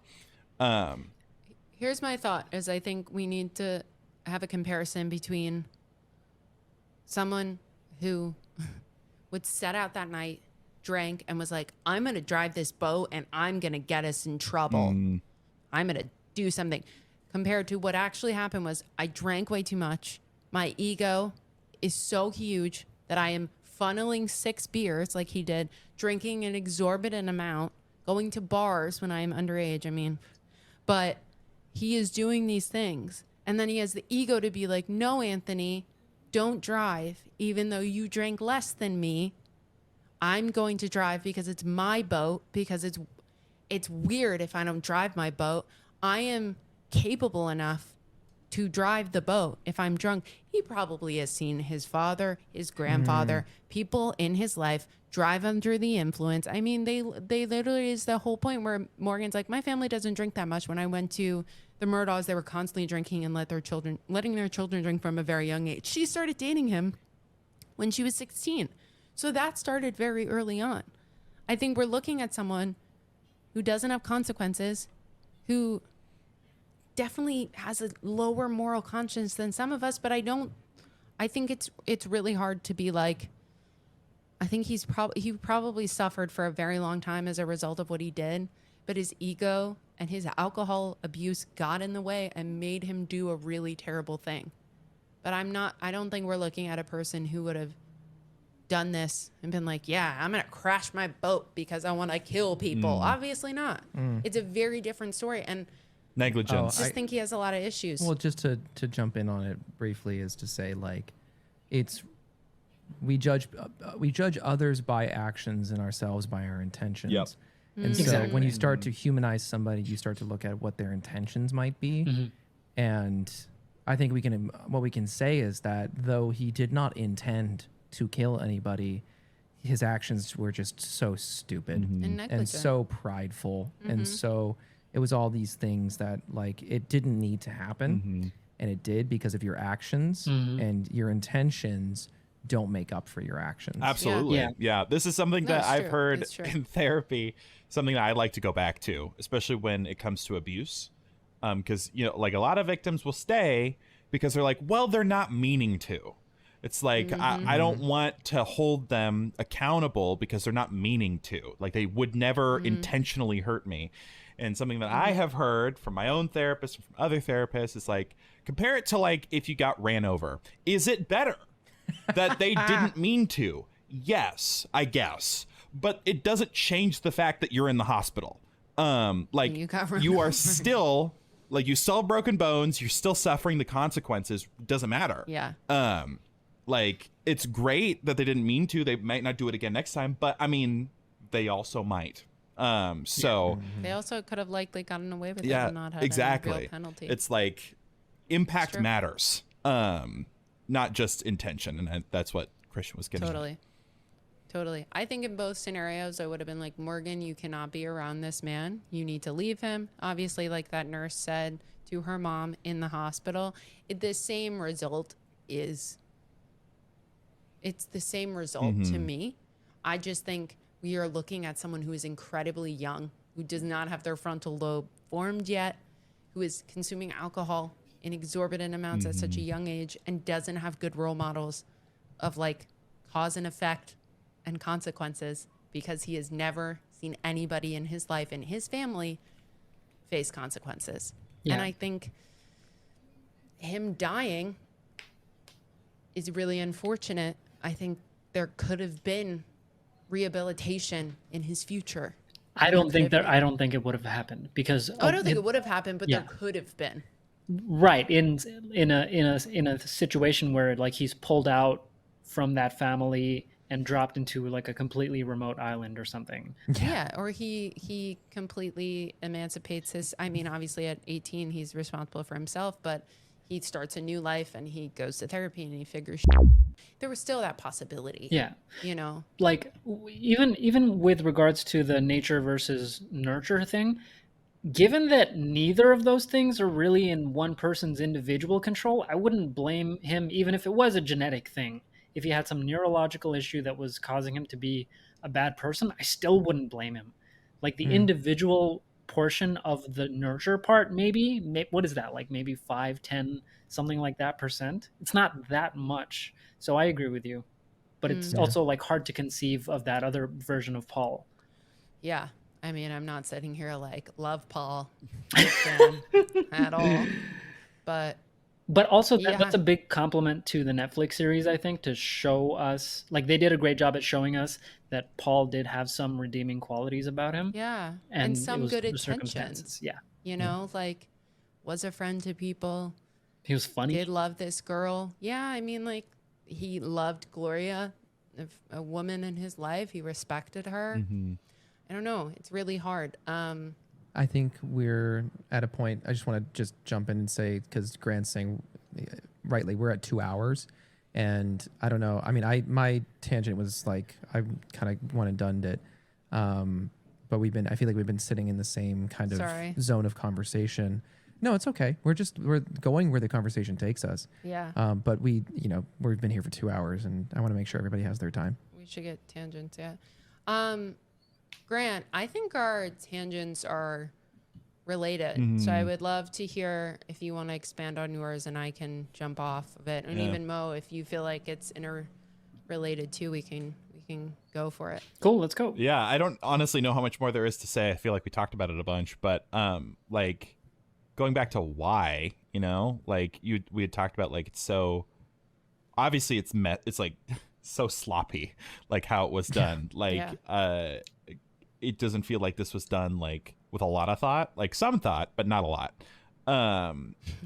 Just a tiny more. Like at least one neuron was fired in the creation of that thought. But like, so I don't know. It's just like you said, Katie, it just doesn't make sense. Like it. Yeah. I don't understand. Like, I think what's frustrating about this is like, he did lie about where he was during the murder, but they didn't like grill him on it, even in the courtroom. Like, I would have wanted to know, okay, we've proven that you lied. So what were you doing? Like, where were you? Why were you there? Who did you see? Like, because then we could actually know a lot more about what was happening. Do I think it's likely that he did it? Probably. But also, like, to me right now, I'm like, are all these details really weird? Yes. But do they definitively prove that he did it? I'm not so sure. Just because it's weird, like there's still a lot of ambiguity. And like, I feel like if we just ask that next question of like, okay, great, you lied. We know you lied. Why did you lie? And then he was like, why did you lie? Like, what is that from? I think it's from, why are you running? Yeah. No, like, My brain thought that. they did ask like, why did you lie? But they didn't continue like, okay, where were you? What were you doing? What did you see? Because clearly you expect there. us to believe that you walked away within 5 minutes of that, and then not hear being anything. recorded, Yeah, and then heard Yeah. nothing, saw nothing. Like, Got out of there even. like if you truly care about Literally. your family that died, what happened? Like, because I would think you'd want us to know, like, if you knew anything about who would have done this. Like, obviously he probably did it, but like, where was the follow through on that? Like, because I'm still so confused about, like, obviously, like, there was some stuff going on, but like, we still know so shockingly little about like why this all went down. And like in most other cases, I feel like we know a good chunk about what was happening or why something might have come up, or just like concepts of why that could be happening. But there's like, in comparison to a lot of other cases, it's just not a lot of information, which was confusing to me. Like coming at the other end, I still felt like, well, I mean, he probably did it, but I don't know still, or Totally why. agree with you. Yeah. I think literally when the trial was happening last year, I was having that thought, because I think part of me feels like in my own logical brain, like you have to have a reason why you're going to do this. And actually this is part of my tangent, so I can just get into it. But basically, when we're talking about familicide, so that is someone in the family killing their family, most of the cases that we see have a pretty direct like cause and effect.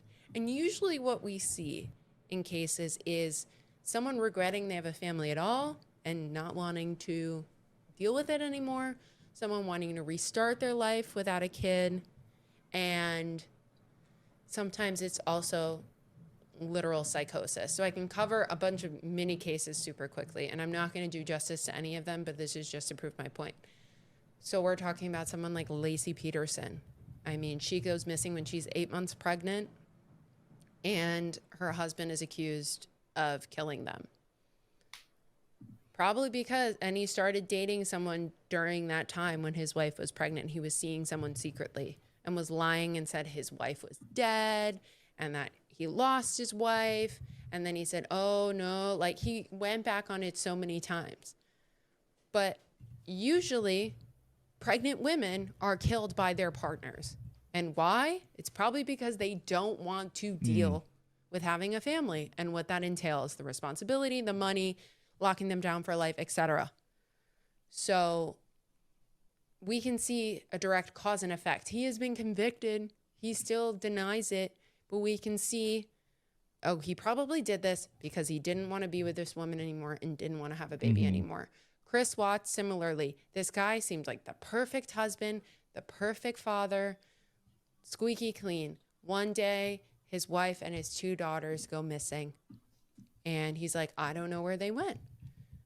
And later he admits, after a bit of I remember this time, one. that he killed his wife and his beautiful little daughters. And we find out that he has a girlfriend. He's like, I just want to start over.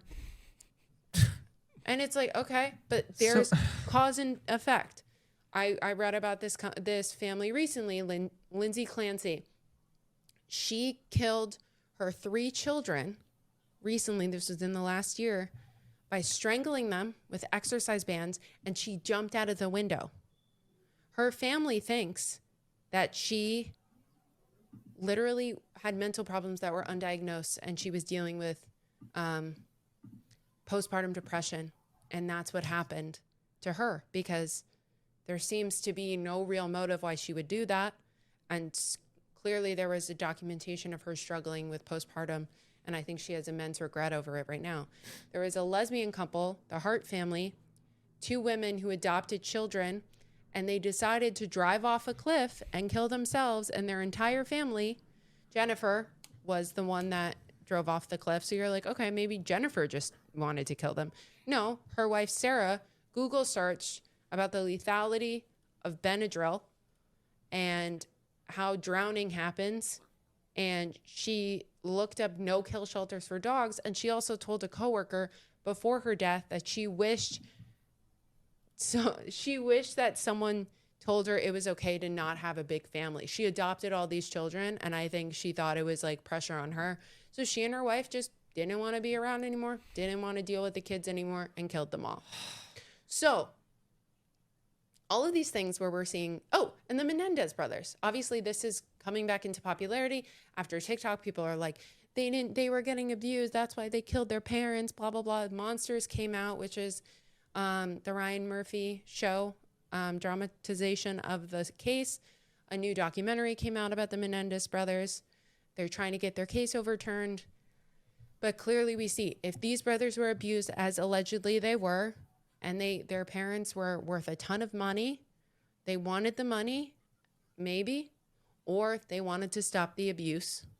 But there's a clear cause and effect in all of these cases. I mean, sure, murders can happen and not have a real reason why it happens. But Crime of passion, you know. Yeah.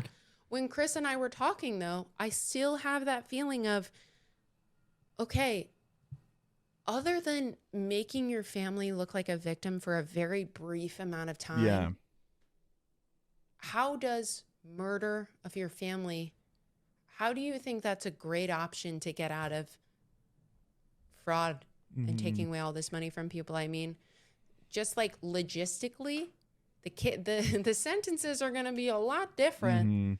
And there's one thing you're going to have to live for, 25 years the rest of your life. You still have money, probably. Or you're literally going to be locked up for the rest of your life. I mean, we were talking about it's probably the opioids. It's probably a severe stress response. But there's still part of me that's like, where's the cause and effect? Same. Yeah, I just like, where is it? Even with the murders of passion, like there's some level of like, oh no, I could totally see that happening. Like you're like, no, I see that. Mean, like, but well, you can point to a reason and say it was because it was he freaked jealousy. out. Yeah. But I think what we're missing, and I think what you were talking about, Grant, we're missing Alex saying to us, here's what happened and here's why I did it. Or someone else coming forward and saying, I did it and this is why. Because, I mean, it is very likely that he did it. He was convicted. But I do think, other than that Snapchat video, they don't have much to go on. They don't. I mean, literally, because we were talking about it. It was the .300.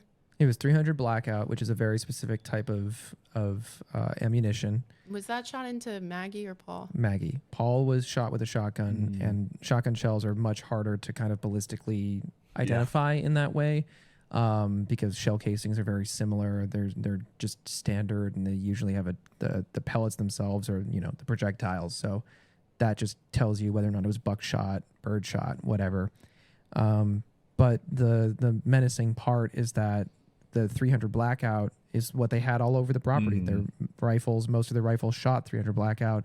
They used 300. This was in the user. Honest Mango was the one who also compiled the play-by-play of the phone information. He said at the beginning of that document that they had sighted in one of his rifles the week prior or something like that, using 300 blackout. So the ammunition that was used to kill Maggie was ammunition that was readily available on the property. It was owned by them. Yeah. But that's the thing is, like I said, you watch that documentary, those guns are not locked up. I'm just saying I have enough reasonable doubt.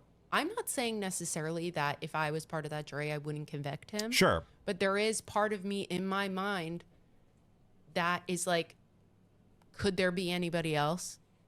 Yeah. Yeah. I'm not sitting there like, he absolutely did it. There's like someone like Casey Anthony, who literally was never convicted of killing her daughter. She had blood in her car. Her daughter went missing.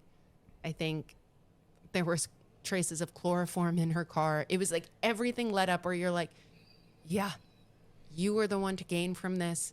There is evidence in your car, all of this stuff. Like, of course you did it, but you're not convicted. In my mind, there is part of me that's like, maybe he didn't do it.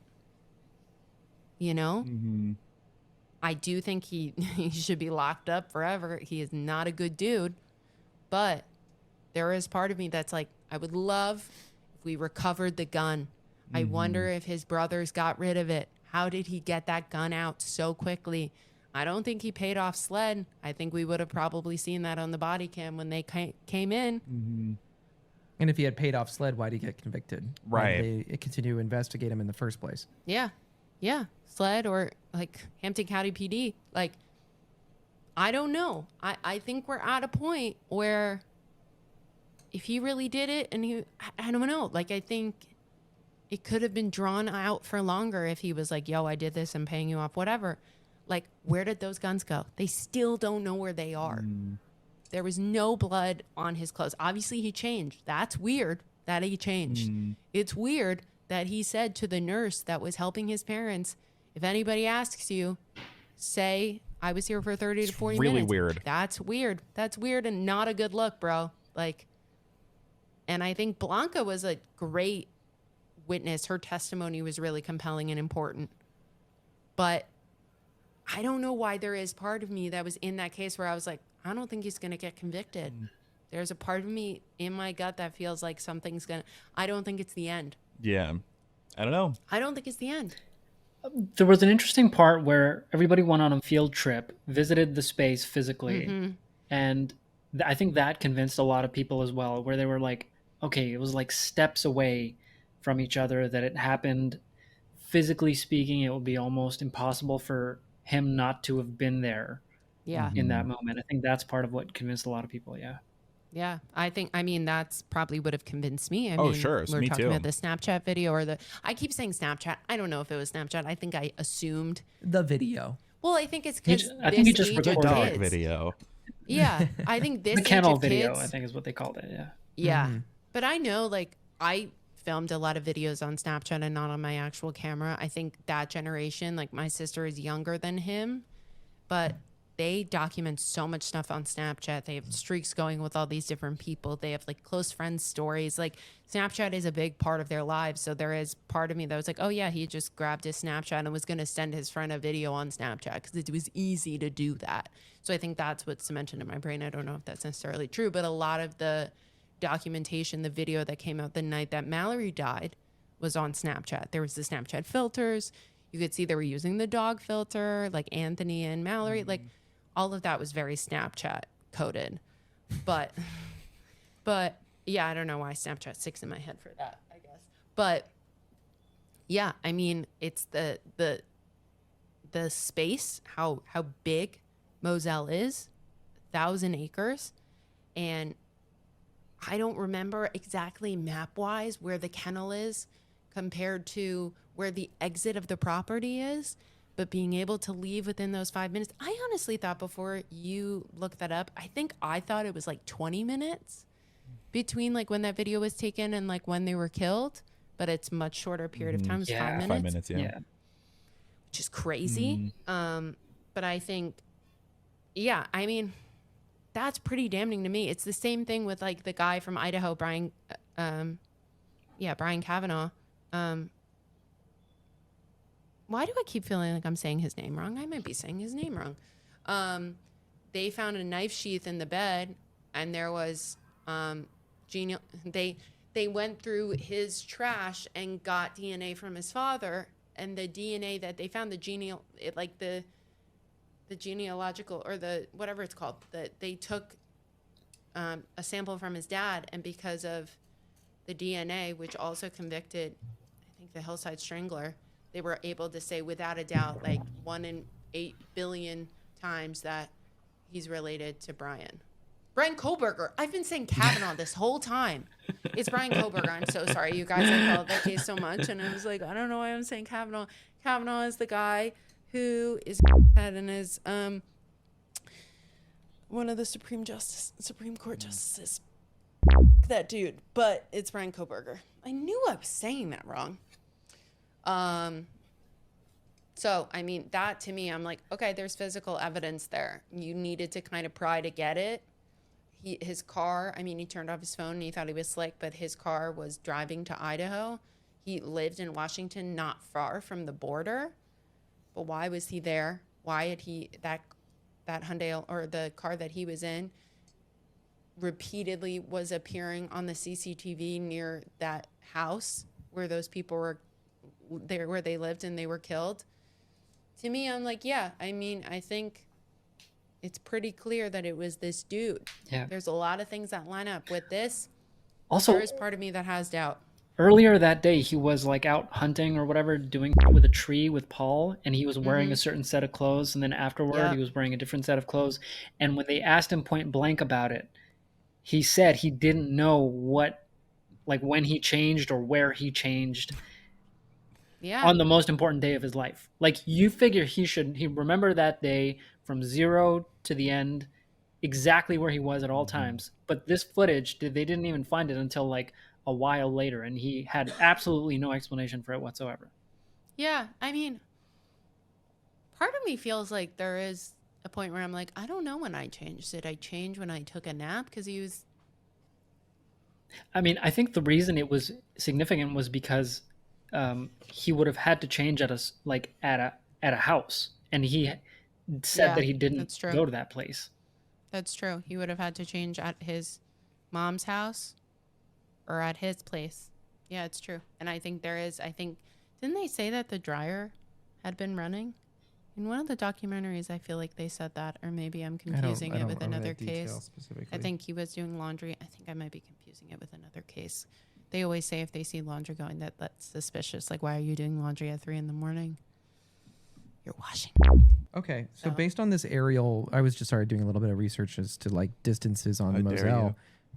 Based on, I'm so sorry. Even though I asked for it. Based on these images from Moselle, I would say that the actual like kennels and stuff too are less than a mile away from each other. Like they're like, just like looking at that, because I grew up on a 9-acre. We can send this. We can, like 10-acre. edit this in the chat, but basically, I grew up on a 10-acre farm, and like from one end of the property to the other, so 10 acres, my parents could yell, and I could hear them. Right, the way that my family would ring the kids in to come home for dinner is they bought an air horn just so that you could make sure that you were. Like when we heard the air horn, no matter where we were on a 10-acre property, you know, we heard that air horn, it's time to come in and go to dinner. Right. And this map, just based on my interpretation of scale and everything, is smaller than our 10-acre property. So then it makes me wonder and say, there's no way he wouldn't have heard the gunshots. Yeah. Even if he was sleeping. But also, like, could he have gotten out within... Exactly. period of time? That's the where I get confused. So in this, and we can make it bigger. So for you guys to see, I'll let you show it. You probably. So where it's circled in the middle of those trees is where the kennels are, supposedly. Mm. That's where the kennels are. But if you go further, there are two entrances. So there's the big entrance that we know of, the one that has the private property entrance. And it says it was less frequently used. So this one. So that's the main entrance. And then this one is the one they more frequently use. But is that right near the kennels? Is that the top of the red building that's right next to the kennels? It looks like it. So to me, I'm like, is it reasonable that he could have jumped in the car, took the more used entrance right near the kennels, because it looks like they have cars near the kennels, and gotten out and maybe was like just did not hear the gunshots? I mean, it's more likely if you live in a busier area and there's a lot more sound and a lot more people around. But I don't know. There's part of me that's like, wow, that's not going to take that long to drive. But I might be wrong. Anywho, I'm not trying to defend Alec Murdaugh. No, I just want to no, say that. no. But there is part of me, I think Grant and I are like, no, and I just want to keep us gamers. conscious of time, and because Mo has not had a chance to really go on his tangent. I'm and so sorry, Ma.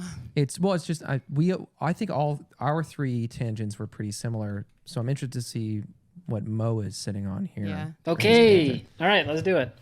Let me share my screen.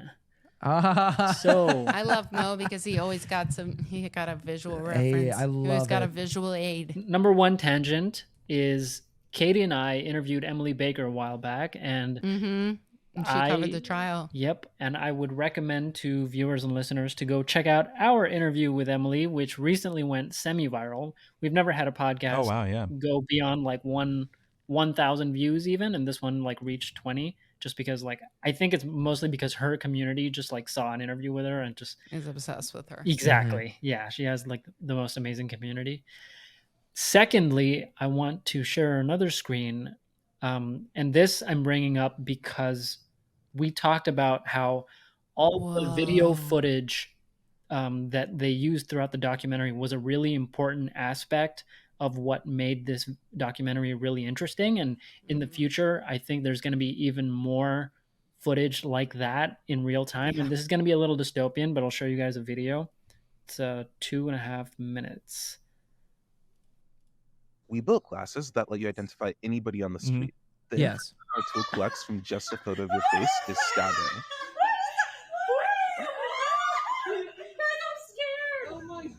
To use it, you just put the glasses on, then as you walk by people, the glasses will detect when somebody's face is in frame. This photo is used to analyze them, and after a few seconds, Jesus. their personal information is on your phone. Right? Oh, this is me volunteering. June Lee, right? Yeah. Oh, you're This photo was great. This is like from you're from Bergen 2018. County Academies. Yeah. Your Korean name is Ju Eun. Katie wants to pause. Please pause. That's where I went to high school. Oh wild. Not to dox myself. Oh, good, but good doc. Good docs, Bergen babe. Academy. Well, make sure to bleep I mean, that I out. just doxed myself I while know, they were That's a No, pro but gamer that's docs right creepy. there.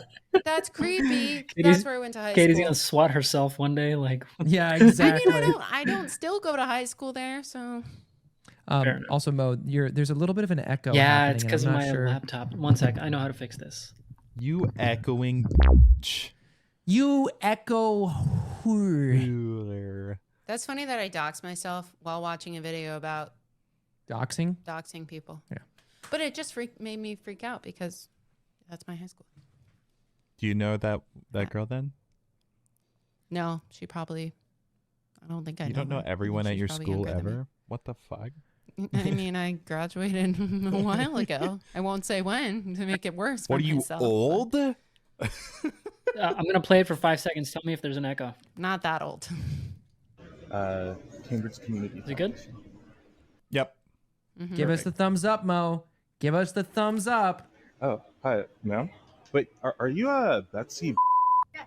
Oh, okay. I think I met you through like the Cambridge Community Foundation, right? Yeah. It's great to meet you. I'm Kane. Oh wait. Oh, so do you happen to be the person working on like minority stuff for like Muslims in India at all or something? Really? Are you Kashif? Yes. Oh, I've read your work before. It's super cool. I'm Anfu. Nice to meet you. Oh, I love. Anthony, get in frame. Oh, okay. But are you Sarah Chan? So here's how it works. We stream the video from the glasses straight to Instagram and have a computer program monitor the stream.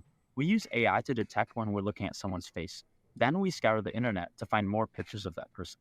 Finally, we use data sources like online articles and voter registration databases to figure out their name, phone number, home address, and relatives' I names. don't like And this. it's all fed back to an app we wrote on our phone. Using our glasses, we were able to identify dozens of people, including Harvard students, without them ever even knowing. We'll see if it's Here's some of our Jail. favorites. Straight to jail.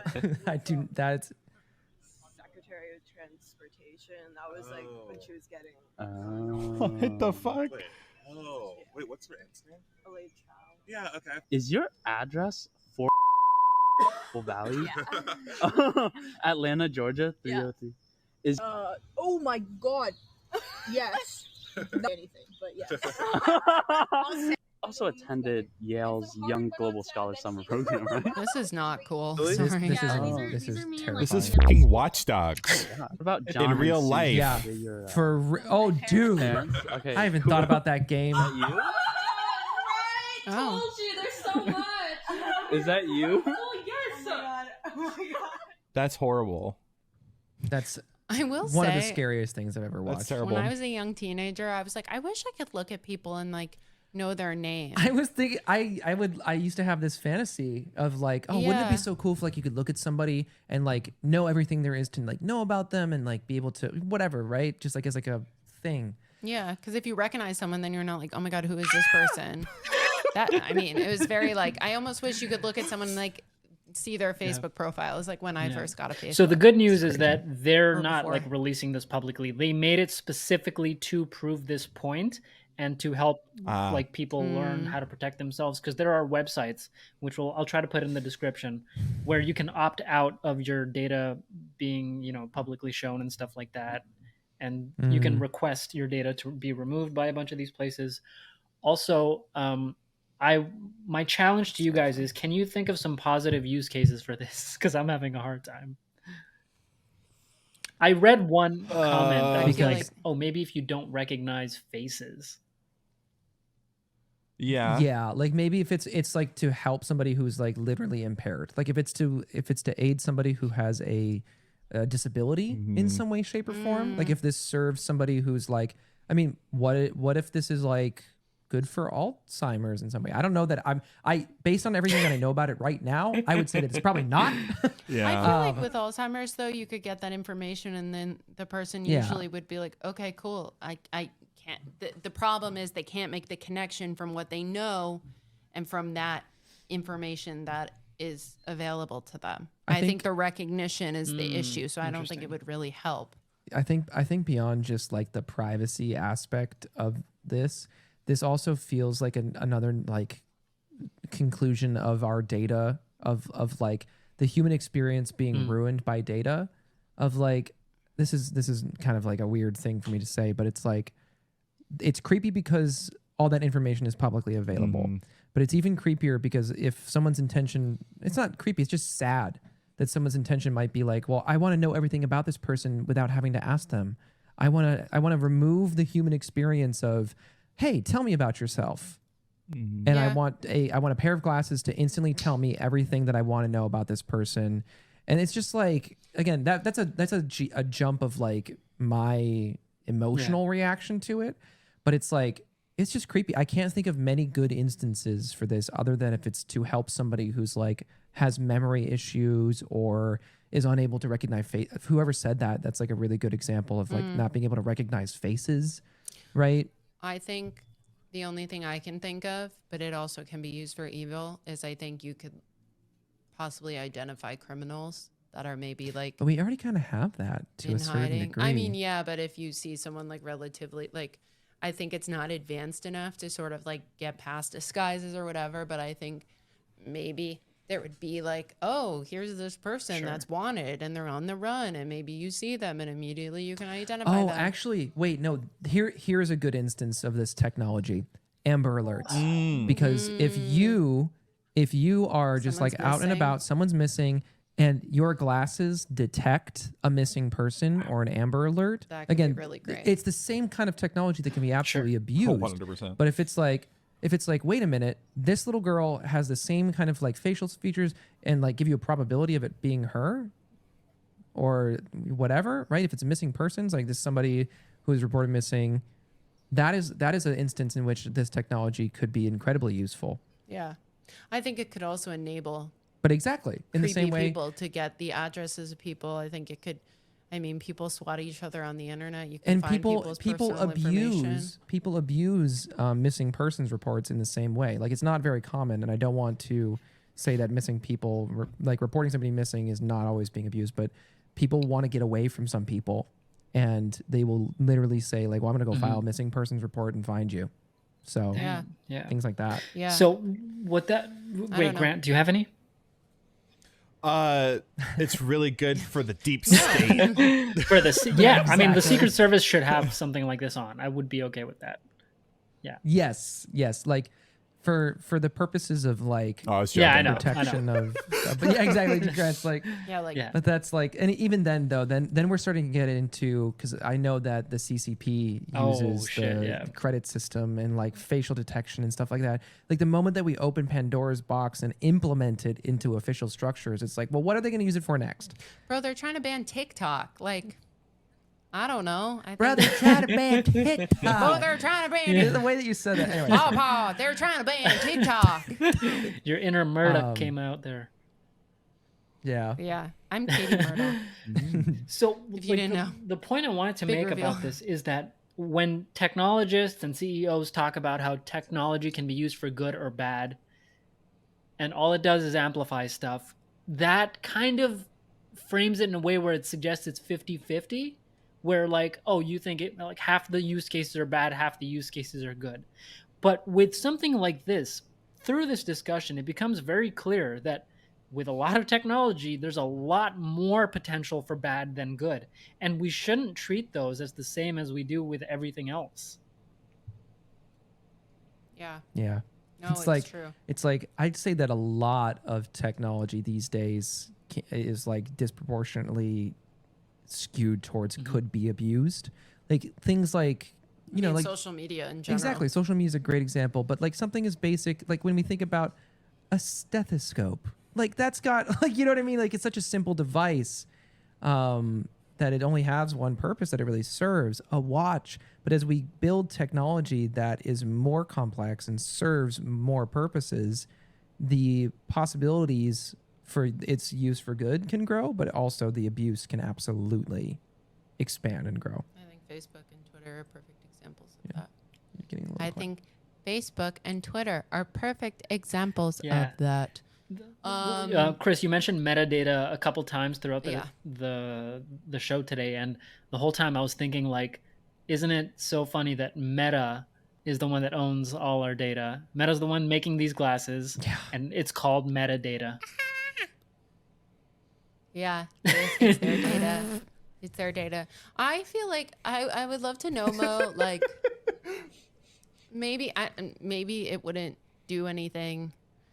I wonder if we had this technology in the time that they were investigating the Right. Murdaugh murders. What do you think?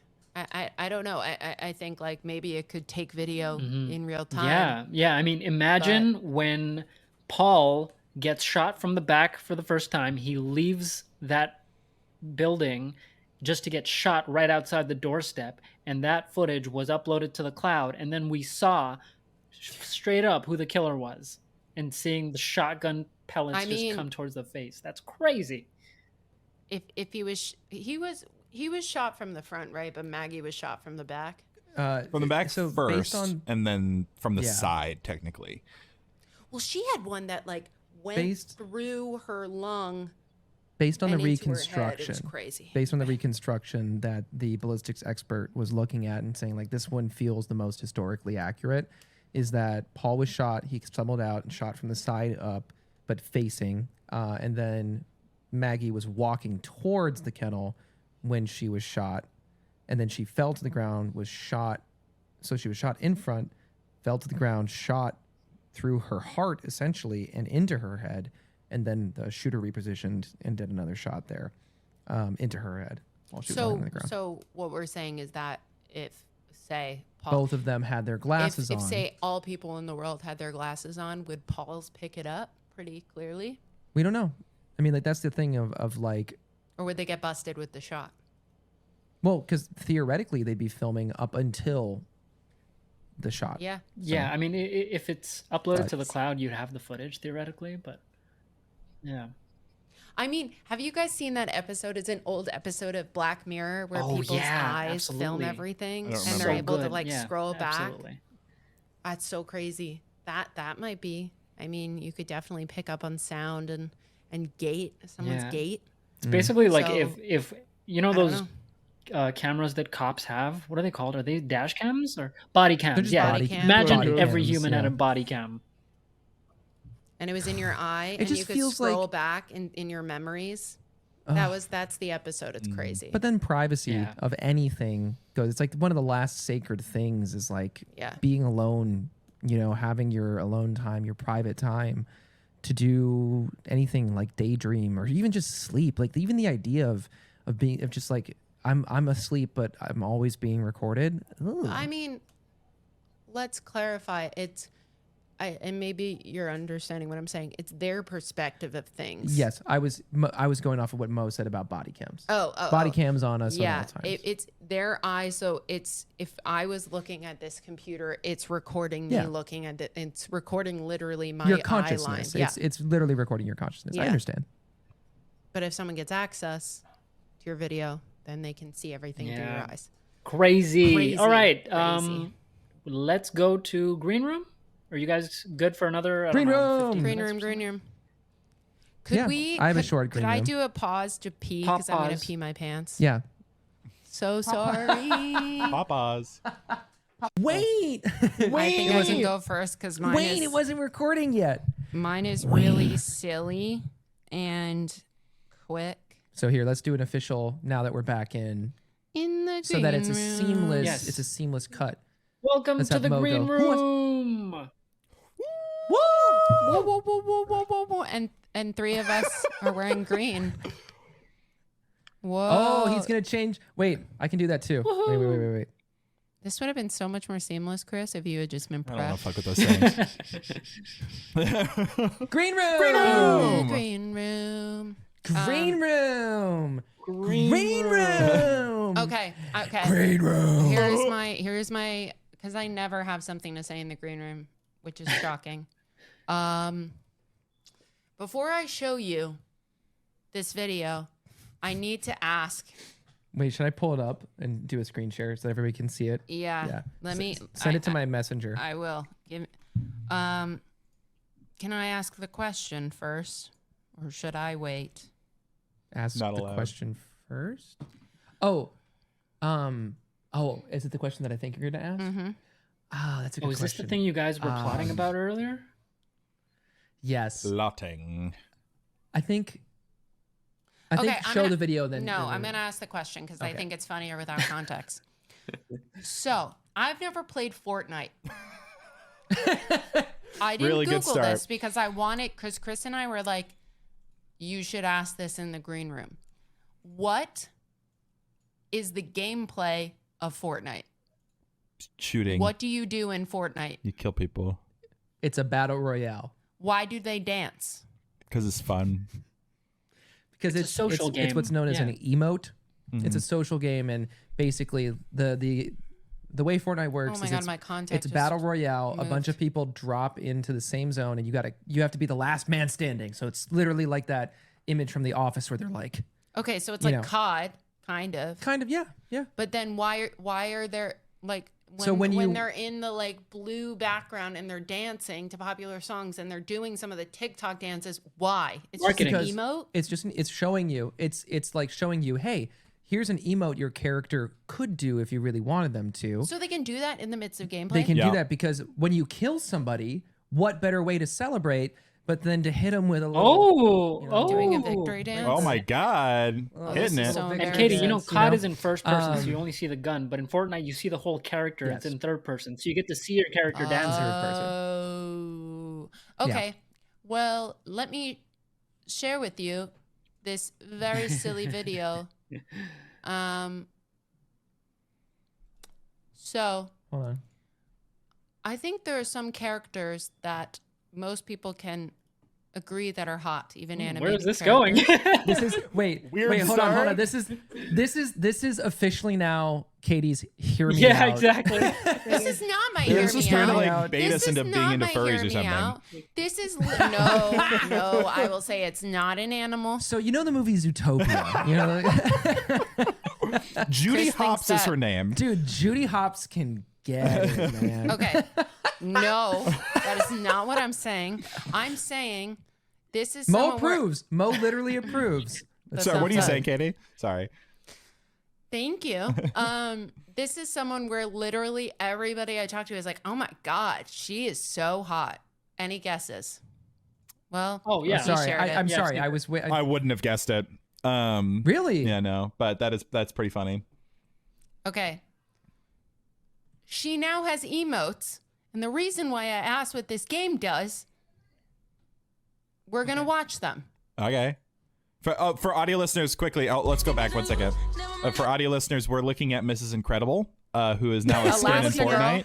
We're looking at Helen Parr. We can include the link in the description For so later you can see. viewing pleasure. Anyway, continue. Why did you say So pleasure? many- wow. Multi-layered. But yeah, response. we're gonna watch her do some of her emotes in Fortnite. So the reason why I'm showing this is I'm shocked. I was like, this is a children's game, and what do you do in this game? Because I've literally only seen the emotes. So now that I know, let's watch these.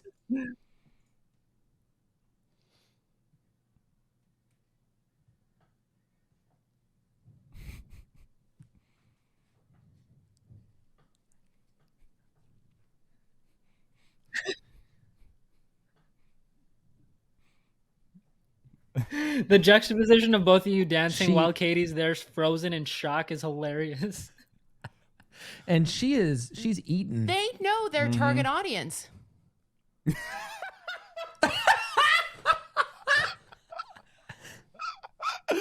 Oh wait, we definitely can't use this audio because it's Oh, all... definitely not. We got to swab Yeah, it. mute it. We'll It's play fine. Mozart or It something. doesn't matter, but this is a legitimate TikTok dance I've seen on TikTok. Here, I'll just Okay, go I ahead. hope the creator got credited. I will say. They usually get for paid. the yeah. TikTok dance. Yeah. Okay. Well, Go to the for next dance one. choreography, I'm not sure, but This is Bye, Bye, Bye. Bye, but we can't play it, so we'll play. This is tame. All the time, I'm grateful all the time. Stop. I hate that song so much. There's so much worse, Wait, honestly. if I were to do a cover of Bye Bye Bye and play, like if I were to cover Yeah, all of let's do these that. songs, Each of these, you how need to good cover could them you in make your it voice. legally? Exactly, before we get a copyright If claim. it's up, if it's up, and it's up. Okay, what was this one? it's the Meghan Trainor song. Oh, okay. Okay, this is pretty tame. Well, The moment that Helen starts to like turn a little too far around, Katie's like, I don't know. I just feel like they know they're. honestly, without sound, it's so much better. It's pretty funny. What is the rating of this game? Is it PG-13? It probably is because of guns, No. but I know little kids play it. Teen. It's rated T for teen. I'm pretty Oh sure. yeah, duh. Bet you 'cause guess that's rated in T. movies. Let me Okay. double check. SRB Fortnite. Like, are you So, serious? Katie, do you think Yeah, it's T. worse when it's animated, or do you see even in statics, like just the character herself is maybe Like over when she's like, No, I love her in The Incredibles, but I think having her dance and knowing she's like, I think these creators know that she's like yeah, a sex exactly. icon now, which is like, we can talk about that as another thing. Like, yeah, I totally get it. Literally everybody I know is like, yeah, like I've seen people film in Disney World with someone in a costume and they're like, damn, Elastigirl can get it. Like, I understand, but they know she's sexualized and they're putting this in a video game. And I was watching and I'm like, okay, but what is this game? What do you do in this game? And I was like, I could Google it, or I could expose myself on the podcast and have you guys answer it and watch it along with me. Yeah, I like that better. But I'm literally like, because I know it's like so many little kids are like, Fortnite, Fortnite, Fortnite, Fortnite. I can't wait for Skibbity Toilet to be in Fortnite. This is probably one of the funniest things to terrifying. watch. I think this is Katie's version of clutching her pearls. Yeah. No, but like I'm not someone who'd be like, yeah, let's censor stuff. But I'm truly like, I was watching that and I was like, oh my God, that got approved? Like I was just kind of shocked, you know? Yeah. But I mean, I love Elastigirl. I think Like, one thing I to love keep The in mind about Incredibles, all don't of get me this wrong. is that she got added. They did not make the dances for Right. her. I think that's the distinction to make. These dance moves are already in the game. This was not made for her. This is somebody using the Elastigirl skin that got added recently to then use the dances that were added a really long time ago. Yeah. So Yeah. So you that can makes make sense. you can make your Master Chief skin do the exact same Yeah. dances. Yeah. That's okay, why that I was makes asking sense. you, do you feel like the character herself is sexualized? Because the only difference with all the other characters is the character. Like the dance it's the same and it's been here for Yeah. years and years and years. It's just that when you see someone that looks like Elastigirl and has the reputation that you mentioned, when you see her dancing, it feels different. Yeah, that makes sense. I think really the crux of this question is I've always avoided Googling Fortnite to know what it actually does, but I'm like, I don't understand this game and why people are obsessed, and it's all you do make Oh, I people see. dance. I just So didn't funny. know. Part And I of was it. like, it would be funnier. It's a big portion of the game. Yeah, it would be funny to discover this in real time. So No, that's fair. my No, that's my green. well, fun fact about topic. Fortnite is it's a lot like Roblox now. Not that you know what that is either, but basically, Yeah, what is Roblox like? Here we that's go. a whole other can of worms. I kind of. Yeah, we're not even gonna touch that. Minecraft, I know, but is it just like what do you do in Roblox? Like it's just like Too many things. Not enough time to explain. cubes. Do you build things? Sure, Do you kind of. shoot people? Yeah, just let it go. But TLDR? anyway, we don't. There is no way to TLDR There's that. no way, There is yeah, no way to do seriously. that. But what's fun about Fortnite is that they started to add lots of new stuff. So they actually took in the team from Harmonix that do Guitar Hero, and they made a Guitar Hero? a rhythm game in Fortnite from Harmonix, which is really cool. So But that's fun. why?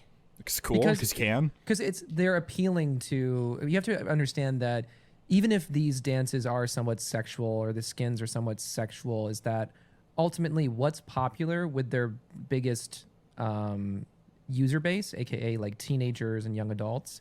Whatever's popular with them, they're going to capitalize on that. They're Oh, going to yeah. add it to the game. Of course. And but even aside from that, it's like there is they have freedom. They have freedom to do what they want with the game. I mean, they had like a concert in the game because it's all to drive people to the game. Like it's not because Fortnite would like slowly just like turn into nothing if Yeah. it didn't evolve. Why did Alec Murdaugh murder his family?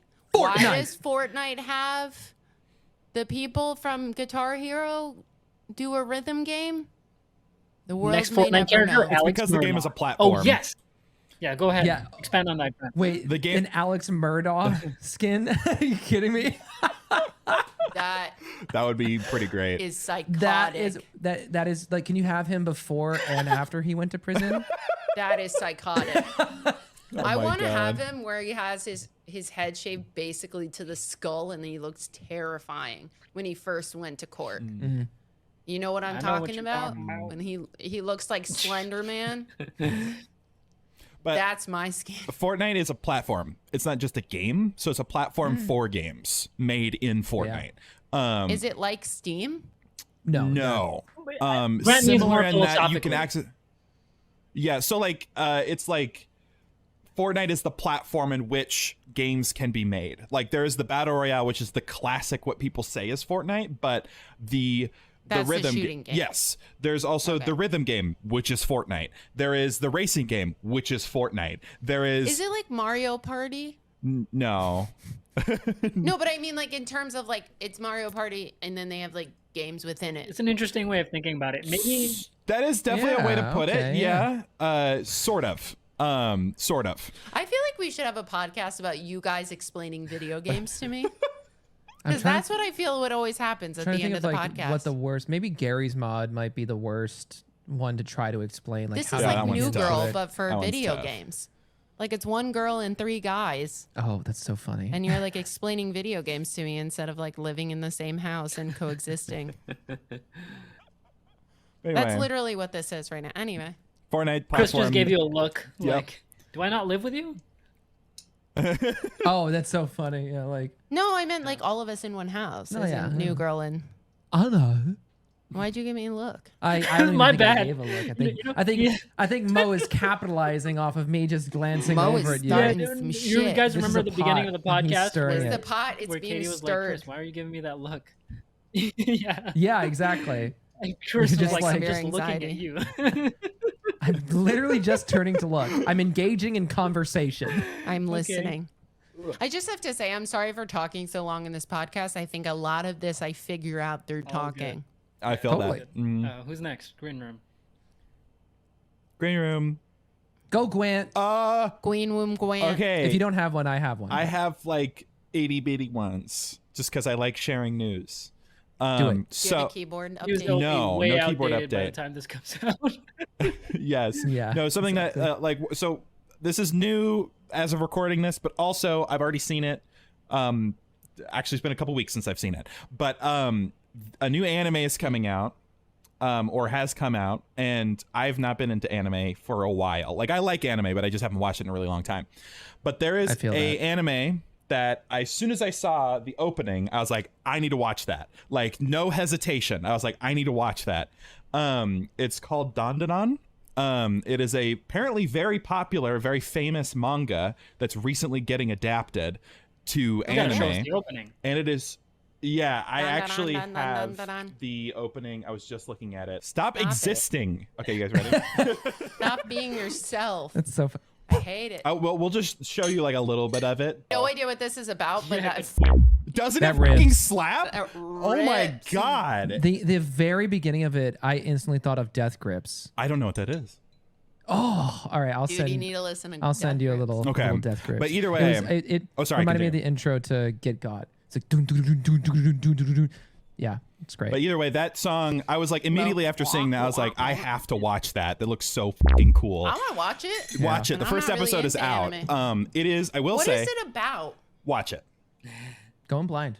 Because blind. I was just about to say it's fucking weird. It is weird as shit. I like looking up the menu before I go to the restaurant I feel and picking that. what I want. I'm sorry. But the problem is that it's really hard to describe. So I would just say watch the first episode. You'll get it by the first episode. But it is weird, but really cool, and it has a really cool sense of style, obviously. So Dun, dun, yeah, dun, dun. that song is coming on Spotify. I'm like waiting. I'm like refreshing the page, waiting for it to come out. Please send it to me I will. when it comes out.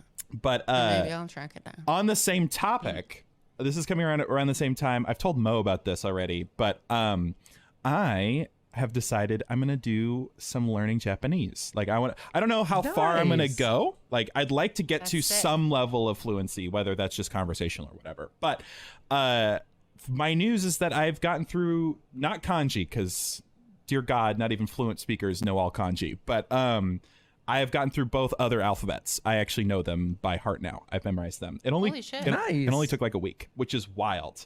How are you learning it? There's something called, oh God, it's Tofugu. Sorry. Rosetta Stone. Tofugu is like, they have a guide to learning hiragana and katakana that they basically say, if you take longer than a couple of days to learn this, you're doing it wrong. Like, Whoa, it's like Suzuki for instruments.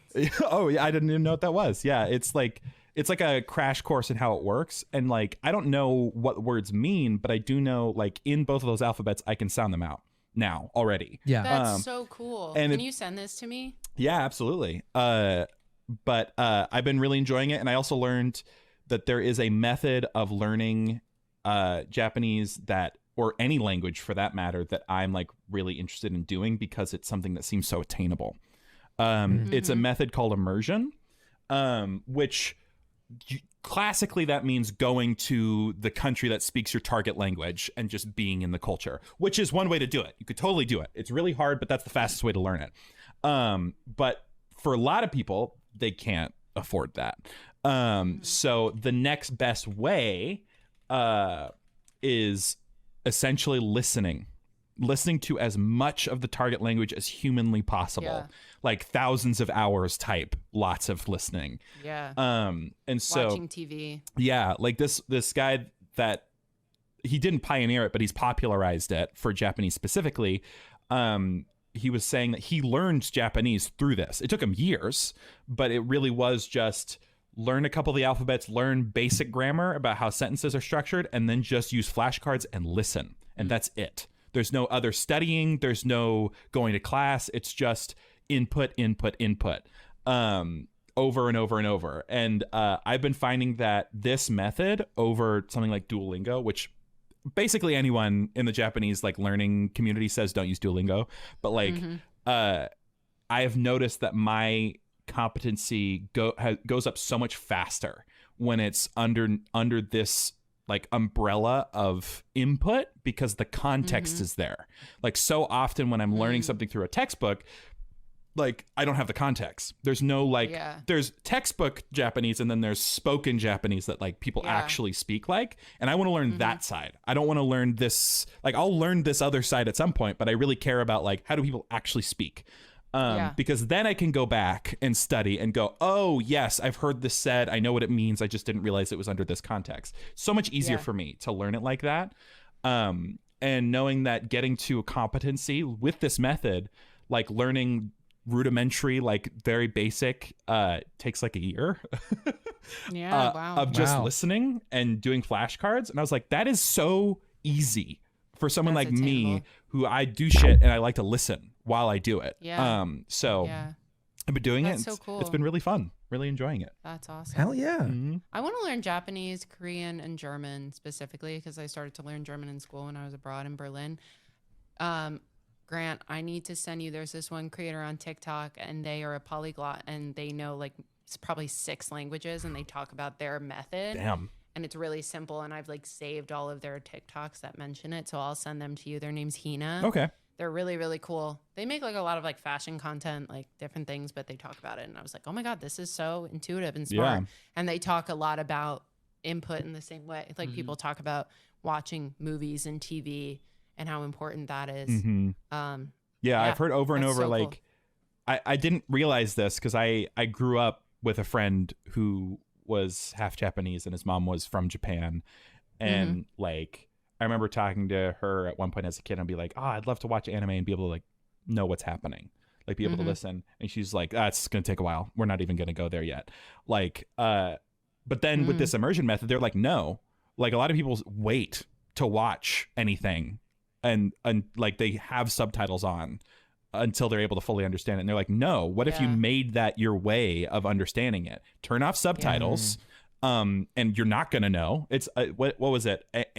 Ambiguity tolerance is the like biggest thing when it comes to input. Cause for a long time, you're not going to know the fuck is going on. But which is how it would work if you were living there. Exactly. That's how it works if you're a baby.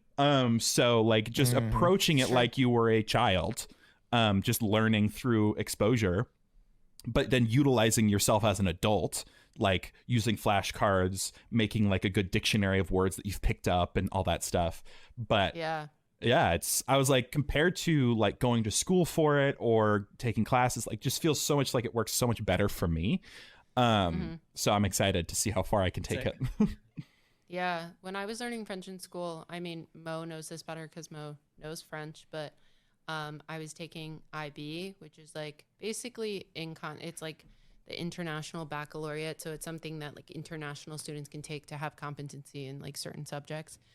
People in my school describe it as like double AP, but I took IB French, like the higher level. And I had started high school, like French 1, had no idea, but I like really pushed myself and I loved French. I wasn't great at it, but I did okay. Never good at speaking. I was pretty good at reading, but the way we learned and the method in the last 2 years that I had it, which was the higher level of French IB, is that they had us read articles, like literal news articles from different publications in France.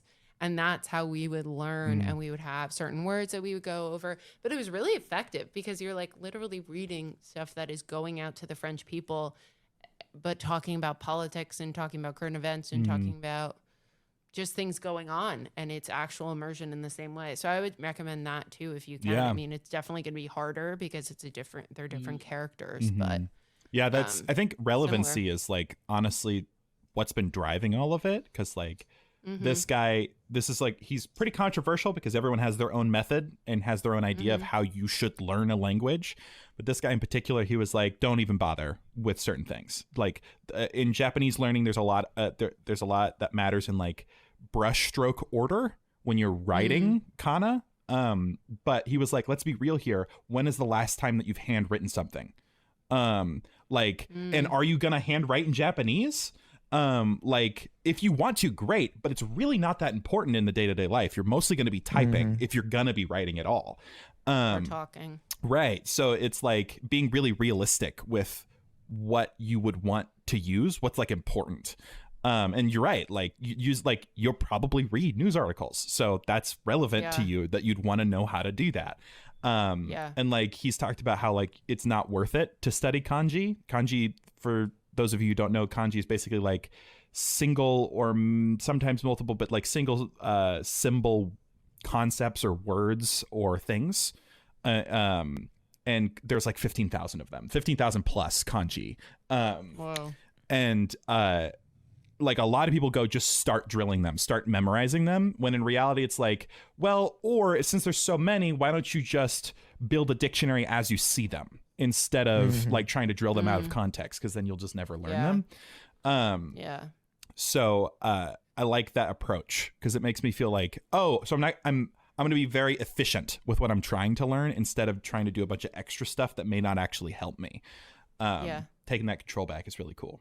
One fair criticism I think I've heard of input-only methods is that speaking is a completely different muscle when you get to it.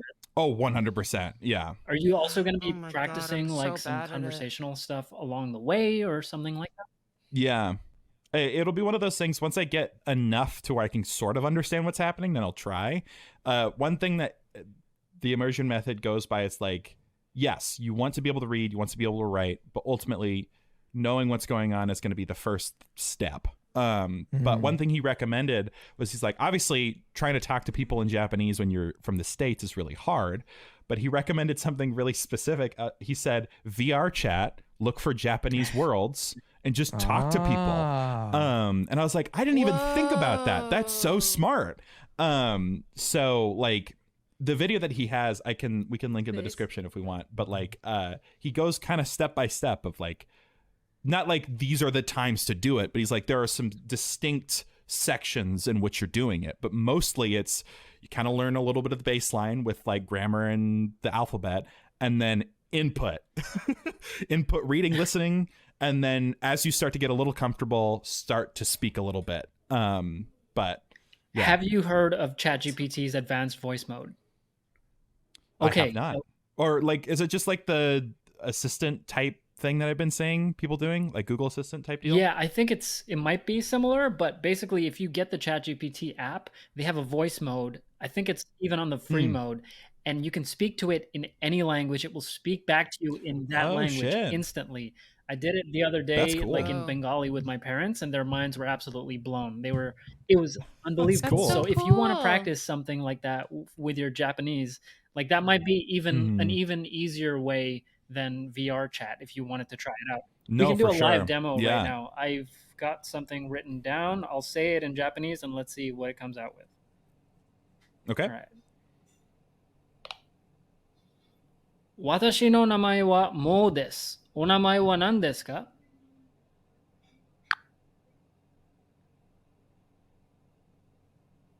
こんにちは、モーさん。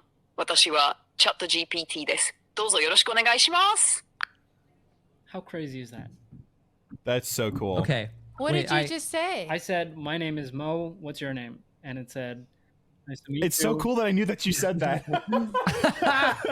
Mo, I'm so curious because I saw somebody do this where it was like a joke where he's like, can you speak back to me in Jamaican? And she's like, of course, brother. Like, and just like dove into it. And I wasn't sure if that was real or not. So what I want to know, can you make it do like Speak to me in a Scottish, like in a very thick Scottish accent. Speak to me in a very Scottish accent. Ask me about my day. Oh, how are you doing then? Tell me, have you ever had a proper wee drama whiskey from the Highlands, or are you more a fan of the Lowlands? Okay, that's Fascinating. testy. That's testy because my brother-in-law is Scottish. And there are certain things that she got right and certain things that I was like, this sounds more like Yeah. British. And Irish a little Can you bit. ask her to do last one for me? Can you ask her to do Glasgow? Can you ask her to speak in a Glasgow, Scotland, Glaswegian. a Glasgow, Scotland accent? Let's try a Glasgow accent. Tell me a short story. All right, here's a wee story for you. So there's this guy, Faye Glasgow, right? He's heading down Sauchiehall Street, feeling a bit peckish. Decides to stop by a chippy, get himself a fish supper, so he orders. But when he sits down to eat, a seagull comes swooping down, grabs his whole fish right off the plate. The guy's pure stunned, but then he stands up, shouts, "Oi! That's my dinner, you cheeky wee bampot." Folk in the chippy are howling, and the I'll gull stop it just there, flies but up. this feels British. Yeah, it's so I think there's a It's- little it's bit of British, Northern yeah. Irish too. Dune. because she was hitting things like Dune, but like Glaswegian is very like I don't even like I'm a glass of water. You know, it's very like it's like there's Yeah. a certain quality to it that just is like not quite there. It's because basically as actors, I'm always like I want to have somebody on standby, like a dialect coach, to be like, how would like a Norfolk, Norfolk. like Norfolk That's English, not how you say it. whatever, Norfolk English person say that in this accent. But I like trying to find that online is next to impossible. So if AI could literally perfectly replicate it, I'd be like, that's great. I can have an AI voice trainer just so that I can practice hearing it and repeating it. It and all can that do a lot of So- stuff, and yeah, it can Yeah. do like Jamaican and Ebonics and stuff like that. It's not getting the Scottish thing right though, I don't think. But yeah, Yeah. get it, try it out, see what the limits are. It can do a lot of like interesting voice stuff. So yeah. Mm-hmm. So now Okay. hit us with your All green right. room. So green room. You guys may remember. Let me share my screen again.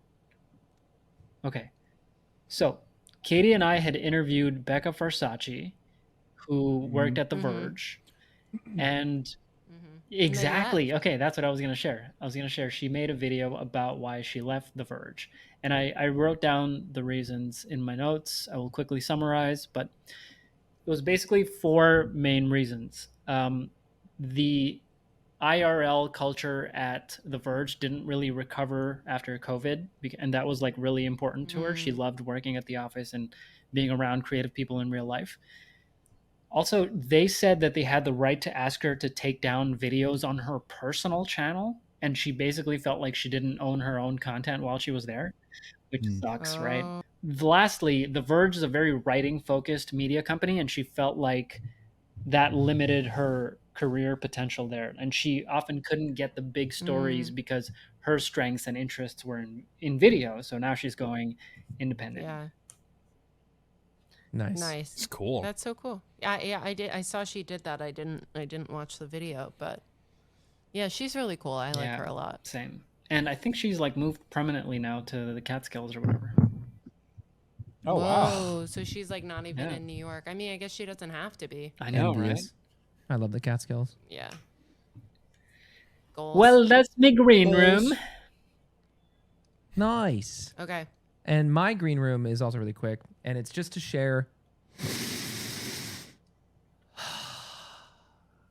I am nearly fully recovered from my septoplasty. Oh yeah! Hell yeah! And so for the audio for our listeners, about 2.5 weeks ago, I got a septoplasty because for my entire life, basically my entire life, at least the last decade, at least one of my nostrils has been stuffed constantly. Sleeping it was just been like a nightmare because I'd have to lay on my side, let the congestion drain so I can get some relief on one side, but then need to flip over again so I can get relief again, and doing that back and forth until I fell asleep. and just like never being comfortable. So I finally went to the ENT, got my diagnosis. I had a deviated septum and enlarged turbinates, which are the tissue that gets inflamed when you're sick. And I had my septoplasty and turbinate reduction 2.5 weeks ago. Surgery went perfectly. Recovery was just lying around, rewatching Game of Thrones for like a week straight. And then I got my stents out. And the stent removal went pretty much smoothly. They were stitched in. There was a stitch keeping the stents in, which was just keeping structure in my nose. They numbed my nose, but the cutting of that stitch quite literally was one of the most painful things, if not the most painful thing that I've ever experienced in my entire life. And then it made the actual stents coming out, because I think the tissue was very inflamed and all that stuff. So he went in there to cut it, and he had to like kind of push down the tissue there that was like irritated and inflamed. It's a wound. But then the stents came out, and that was like a spa day by comparison. And I took a breath in through my open nostrils, which I have not experienced in literally 10 plus years. And I was like, worth it, worth it. And the congestion kind of came back, but nowhere near where I was before. And it's just been getting better and better and better. And I have to actively think to breathe in through my nose sometimes. But I feel great. And I haven't been wearing my Garmin watch a whole lot. Not since I got my septoplasty, but I just wore it last night for the first time, and I got the highest sleep score that I have ever gotten at 94. Normally I sit around a 70 to 80, jump. Holy shit. and I got That's pretty high. a 94. I get in the 60s. Woof. No, you get 80 all the time. No, I feel like I look at yours and it's like 80. no. On a good day, I get like 80 HD. No. 80 HD. I don't know what HDs are, but my doctor said I had 80 of them. Any unexpected benefits? Paul. So, okay, yes. And I don't know if it's a placebo, but I feel clearer. I feel like mentally clearer. I still feel tired and fatigued from time to time because I think I'm, still recovering and my nose is still somewhat sensitive. For a moment, I was wondering if I was going to have better smell because it was like the days leading up to my follow-up appointment, I was like having a cup of coffee, and it wasn't when I sipped the coffee, it was when I swallowed the coffee, I would get an intense smell in my nose where I was like, whoa, I smell this coffee differently than I'm drinking it right now, or like that I'm experiencing it as I sniff it.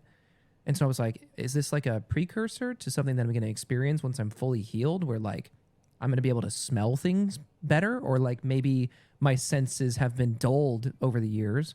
And so I just am like getting back my sense of smell, but I haven't really noticed that yet. I don't know if that's actually going to happen.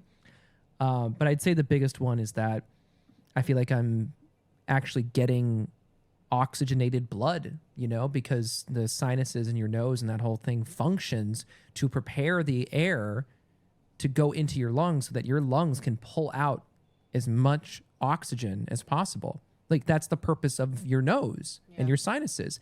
Humidifies the air and cleans it so that once it gets into your lungs, it's ready for them to absorb all of the oxygen that they possibly can. Breathe loudly one more time. Stop. I meant it as a joke. Hated that. And that's a wrap. Let us know your thoughts in the comments below. And leave us a thumbs up if you like this episode. Before we say goodbye, check out the description to know what we're watching next. Thanks for hanging out. And remember to eat your vegetables. Why?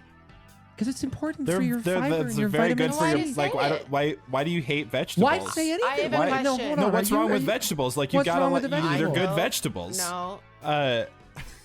I was really hoping when Christian and I were just going like, what vegetable? I was hoping Mo would talk. We would all be talking over each other. Damn. Next time. You missed the bit, Mo. Oh my God.